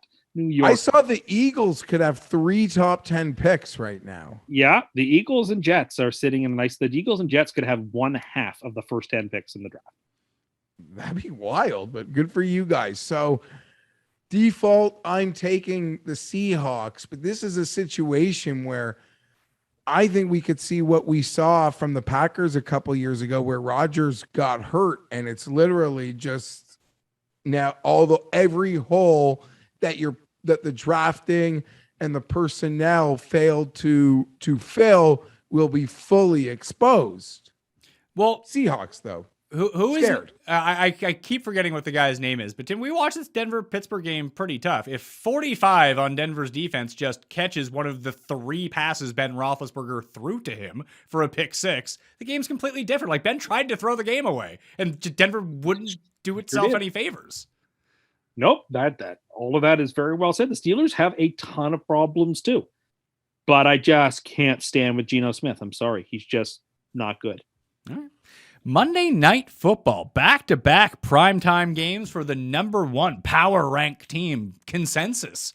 The Buffalo Bills on the road at Les Titans, favored by 5.5 points. 54 is the over-under. Titans won this game on a Tuesday night last year, if you recall. And Henry gave a big stiff arm. Yes, and I went by. That's the first thing that I had mentioned to Paul too. Then I went back and looked at it. 19 rushes for 55 yards for Derrick Henry in that game. So he didn't need to run much, and they still destroyed Buffalo, is what you're saying. They just went play action over the top, and Buffalo sold out to stop Derrick Henry, and that was the end of it. I love the Titans so much this week. Oh, Paul, but you just got an audible yes from the background. Like, we look at SUPERLOCKs, the Titans are on the very short list. They should, I mean, everyone thinks the Bills are high-flying and amazing, and they play good football. They beat one good team. They beat 3 bad teams, and they play terribly against another mediocre team. But they're the greatest team since the 85 Bears, I guess. They're the greatest show on turf. The St. Louis Rams haven't got anything. And Kurt Warner's got nothing on the Buffalo Bills, so I've been told. Tennessee's just hold on. Who has said anything like this? That's give me one fucking person. If you go on Bill's Reddit, people are fired up. Really? So Bill's Reddit is your source for this? Anyway, let me just say that I think the Titans have the exact game plan you need for the Bills. Run the ball, ball control, effective play action, playmakers with Brown, and if Julio comes back, Julio Jones. He is unlikely to play this week. Okay, well, you still have A.J. Brown, a quarterback who's unlikely to make big mistakes, and Josh Allen, who is everybody's toast of the town. And I just think, everyone's super excited and hyped, and the whole world will be on the Buffalo Bills, and the Tennessee Titans will beat them. I like the Titans here quite a bit. I'm thinking about super locking this one in, Jeff. The Bills. Well, the Bills by double digits in this game. Tennessee's not good. They have no defense. They're not healthy. And as Paul has pointed out, and you saw it in that Kansas City game, they only need to rush 4 to get into the backfield now. And Tennessee can't block anyway. So that's a real problem that they might even try to let Derrick Henry run as much as possible, a lot like the Jets tried to do, where it was like, hey, Ryan Tannehill, go beat us. We're gonna put Tre'Davious White on A.J. Brown, use the rest of these scrubs to try and beat us. Oh, and here's the other thing. You also play no defense. That's going to be a problem. Paul is going to hate McNichols so much. Just hate him as I do.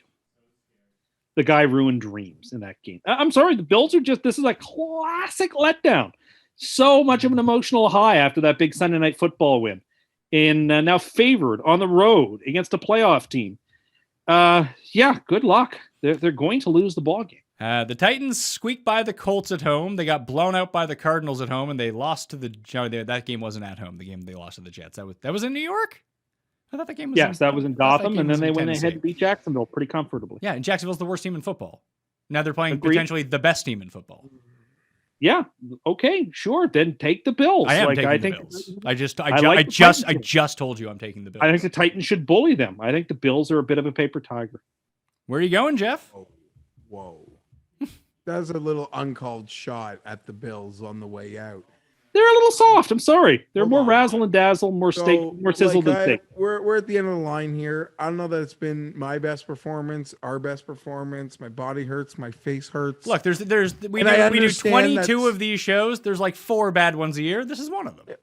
Yeah, I understand like hating on the fact of like Squarey McSquarrington, Dallas, Buffalo. I get it, and I get like Tim's point of like the NFL betting on the NFL. Casinos have literally made a living on this exact game. This high-flying team early in the season beats their nemesis in prime time. Then they get another prime time game, and everyone would want to bet on them. They're unstoppable. Like, I get Tim's like sort of blind NFL logic to just, no, this is an inflated number. There's just the way they're being spoken about. Like, they're good, but they're not that. So like, I totally get what Tim's saying. And maybe by Monday I could feel that way, but Pat just said the Tennessee injuries. Like, I remember that Tuesday game, Daboll was scheming guys wide open. It was a really bad game for Allen. Maybe his worst like in the last year and a half. I mean it. Missing guys wide open all night because Daboll will scheme them open. And yeah, Tennessee, I don't know how they stop even at home in prime time. Like, Daboll and Allen are going to just put up a 38 burger. Well, I mean, it's true. I mean, Buffalo's never had any bad luck in Nashville before, right? Hey, the Bills' last 2 years have been exercising the demons of this century, is essentially what it's come down to. Just everything that bad that has happened to them between their last Super Bowl appearance and the last 2 years, they're starting to get rid of all that stuff. They're overcoming it. Maybe someday. And I'll tell you. Go ahead. Sorry, I hadn't done that. That's okay. If you actually have something to say, I would like to hear it. Well, I was just saying they're so good that I'm worried Allen winning MVP is going to squash my McDermott Coach of the Year bets. Oh, interesting. Let's see. Sorry, I remain completely unconvinced about this Buffalo The Bills. Titans lost to the Jets 2 weeks ago. I know that.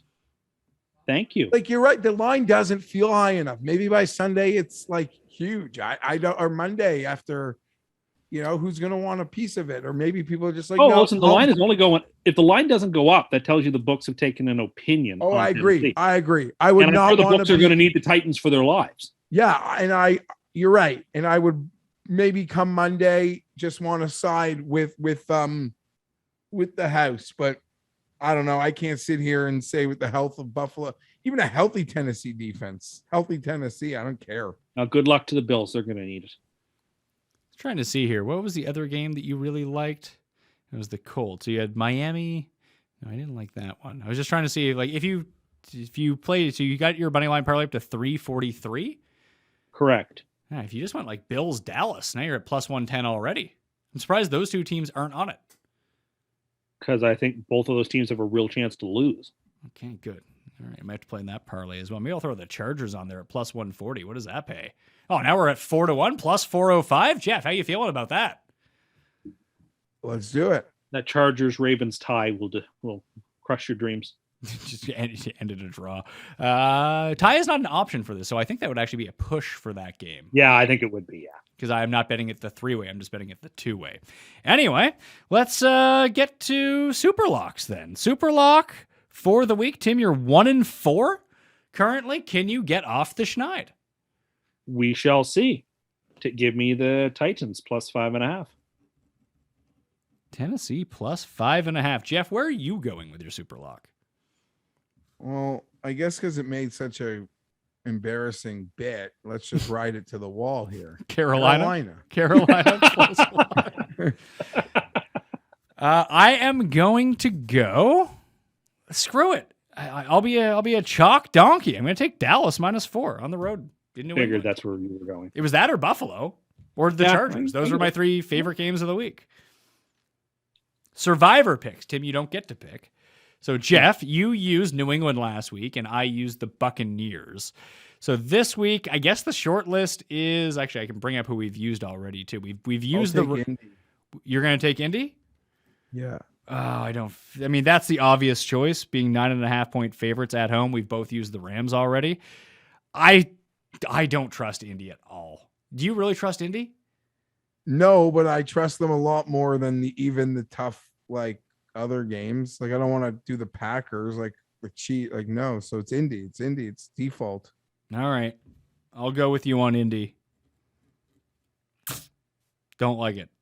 Very bad feeling about that, Jeff. But what would your next choice be? Just out of curiosity. Well, I've used Tampa, I've used the Rams, and I've used Buffalo. I can't use those. It would maybe be Dallas. I haven't used Kansas City. Kansas City used the and Rams Washington. already? We all use the Rams week 1. Okay. Yeah, it would be there's no other obvious team. Kansas City would be the only team, really. Yeah, I would say that's. You know what? I'm going to change. I'm going to change to Kansas City. I don't want to take Indianapolis. They're the team that scumbagged you last year in Survivor, losing to Jacksonville in week 1. It's true. That is true. Just the very untrustworthy Colts. Just keep me away from them. I'll take Kansas City. I feel like if they can't beat Washington, they got real problems. They got bigger problems than I do than being eliminated from Survivor this year. All right, Tim, hit him with the money line parlay. The money line parlay for the people is the Dolphins, Rams, Chiefs, Packers, Colts. Bet the house, win 3.43 houses. No Indianapolis. Oh, yeah, there is Indianapolis. Oh, he's on the. There you go. I know he has Kansas City on there too. So one of these two is losing, and that's how he's going to break up that money line parlay. So 2 of the last 5 weeks have given the people a winner. 2-4 for the year. 11-88 lifetime. You are marginally up so far this year, though. So you're up money, even though you just admitted you didn't bet it. So you're actually down money from the ones that you bet, then didn't bet the ones that you won. So you should probably let the people know if you're betting this one this week. Look, people, we can't lose this one. Let's go. All right, so Tim is not going to bet it. So that means it's probably going to win based on what that was. Jeff, did you see the new Bond movie yet? No, but I'm going to in theaters. Yeah, Tim and I went on Saturday evening. We had a date, and we went to the new James Bond movie. Did Tim curse it? It's okay. It's good. That's my review. Yeah, of the 5 Daniel Craig movies, it's 3rd best. I would agree with that take. Yeah, the definitive ranking would go Skyfall, Casino Royale, Gap, No Time to Die, Gap, Quantum of Solace, Spectre. That's the 5, the way I'd rank them. Rami Malek's the worst part of the movie. Mm-hmm. He's not a convincing villain, in my opinion, but it's really cool. And like Pat was pointing out a couple of times where things were being done all in one shot, and it looked really awesome. And the plot is a bit overcomplicated, but it's Bond, so that'll happen.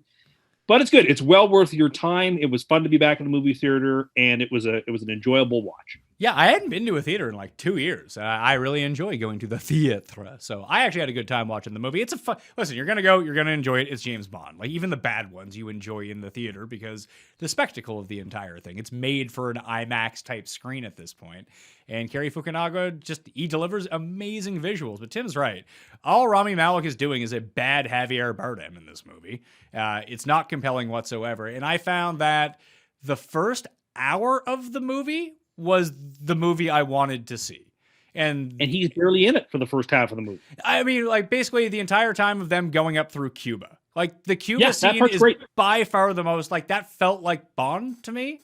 Like it's Bond, he's having drinks, he's spitting one-liners, he's having fun, there's good sexual tension, there's a lot of explosions going on, great fight sequences. Like that was a fun fight scene. The one at the end is also an awesome fight scene, but for completely different reasons because it's so visceral and so savage. But the movie gets really self-serious in the last 2 hours, and that's not what I want from Bond. I want Bond to be pulpy. I want Bond to be fun, and maybe it depends on which Bond that you like the best. Like I love Connery, and the Connery Bonds are just moronic and stupid, but that's part of the charm of them. But I mean, I love Roger Moore, and it's the same way. And you killed him. No, I didn't. Well, we remember that. It won a Custy Award. Your murder of But Roger you said Moore. I did that to Sean Connery, too. You did. That also won a Custy Award. Whatever. Like, anyway, I like the movie. We, as people know on this show, we are Bond fans. It's these movies are so much better than the For Your Eyes Only and View to a Kill days. Like, it's like they're night and day. So what you're saying is that they're so much better than those Roger Moore movies? Well, the late Roger Moore movies were not that good, but like The Spy Who Loved Me and Live and Let Die, like those are good movies. Live and Let Die. Live and Let Die is insane, by the way. Is an insane. So is Moonraker, movie. but I love Moonraker. Moonraker is the worst. Like is well established as the worst Bond movie. Oh, Octopussy is so much worse than Moonraker. It's not even Moonraker. close. He goes to fucking space.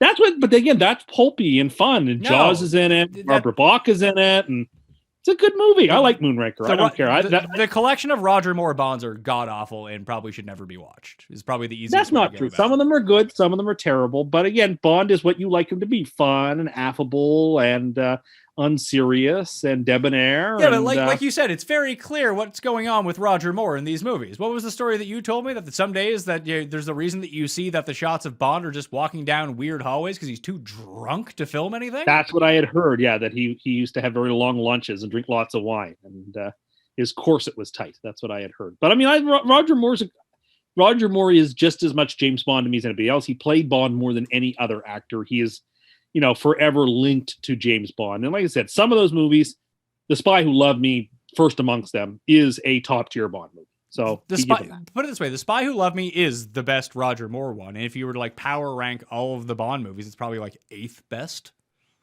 Yes, maybe a little touch higher, but you're right. Like it's not like The Spy Who Loved Me is basically as good as the two Dalton movies.